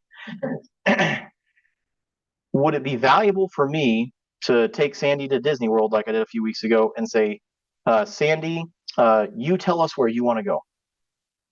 This is a person who wants to be along for the ride, baby. It would do grievous harm. That would be the worst vacation she could possibly fathom, that she would have to reconcile disagreeing decisions about which ride to go on, which park to go to, or whatever. But then I might talk to someone who wants to be in charge. You know, masculine energy has the mixed blessing of hubris, where it has a lot of confidence without competence to back it up. And like, Disney World is a like dizzying place to navigate. And like, hell yeah, I'm gonna tell it like it is. I'm gonna lead us, on the path of victory, even though I've never been to Disney World. If you're trying to sell a house to someone, let's say you have like a bad inspection finding or something like that, you have a person who's agreeable. You might say, hey, you should probably ask the seller for some concessions here, because the inspection's bad. And because they're so agreeable, they won't fight for what's theirs. And you have to step up and advocate for them if you're going to be a good steward, a good fiduciary. But you can't be so disagreeable that it runs them off. If you fight for them too much, they will run from you, even though they know you are their advocate. Or if they're very disagreeable and they're blessed with masculine hubris, they might walk through with the inspector and tell the inspector that he has his head up his butt and he doesn't know what's wrong with the house. He knows how it is. You're never going to convince that person to not ask for concessions, even if they're completely specious, right? So you at all times are trying to maintain perspective, which is again this like egalitarian notion of equality and trying to be fair and balanced, and that is absurd. It's absurd. Don't even try. Understand perception. Understand that you live in a completely different reality than I do. Like there's just a small sliver on that Venn diagram of where your reality intersects my reality. And if I love you enough to step into your perception, to step into your reality, as different as it may be, do you notice how earlier, like the conversation skipped a beat when we were doing the clown exercise? And I said, like, do you have anyone in your life who loves you? And you said no. I was like, I don't know what to do with that. Like my operating system rebooted because that's where his Venn diagram doesn't intersect with mine. That's the only thing that's reeling around in my head that has any value is how many people do I love? Do I serve? Am I connected to? And I'm like, what influences this person? I don't know. It's like, did I catch you at a bad time? Like my brain has to restart to understand your perception. Does that mean that his perception is any more or less valuable than mine? It's merely different. It's merely different. But if I can take the time and effort to understand his perception, I can serve him, I can communicate with him, I can build rapport and certainty, and I can influence him like no one else. So, all right, we're over time. I hope this has been valuable to y'all. I have loved getting to share some time with you, and I hope that you live a beautiful life of impact and influence through follow-up. Bye, everybody. Thanks.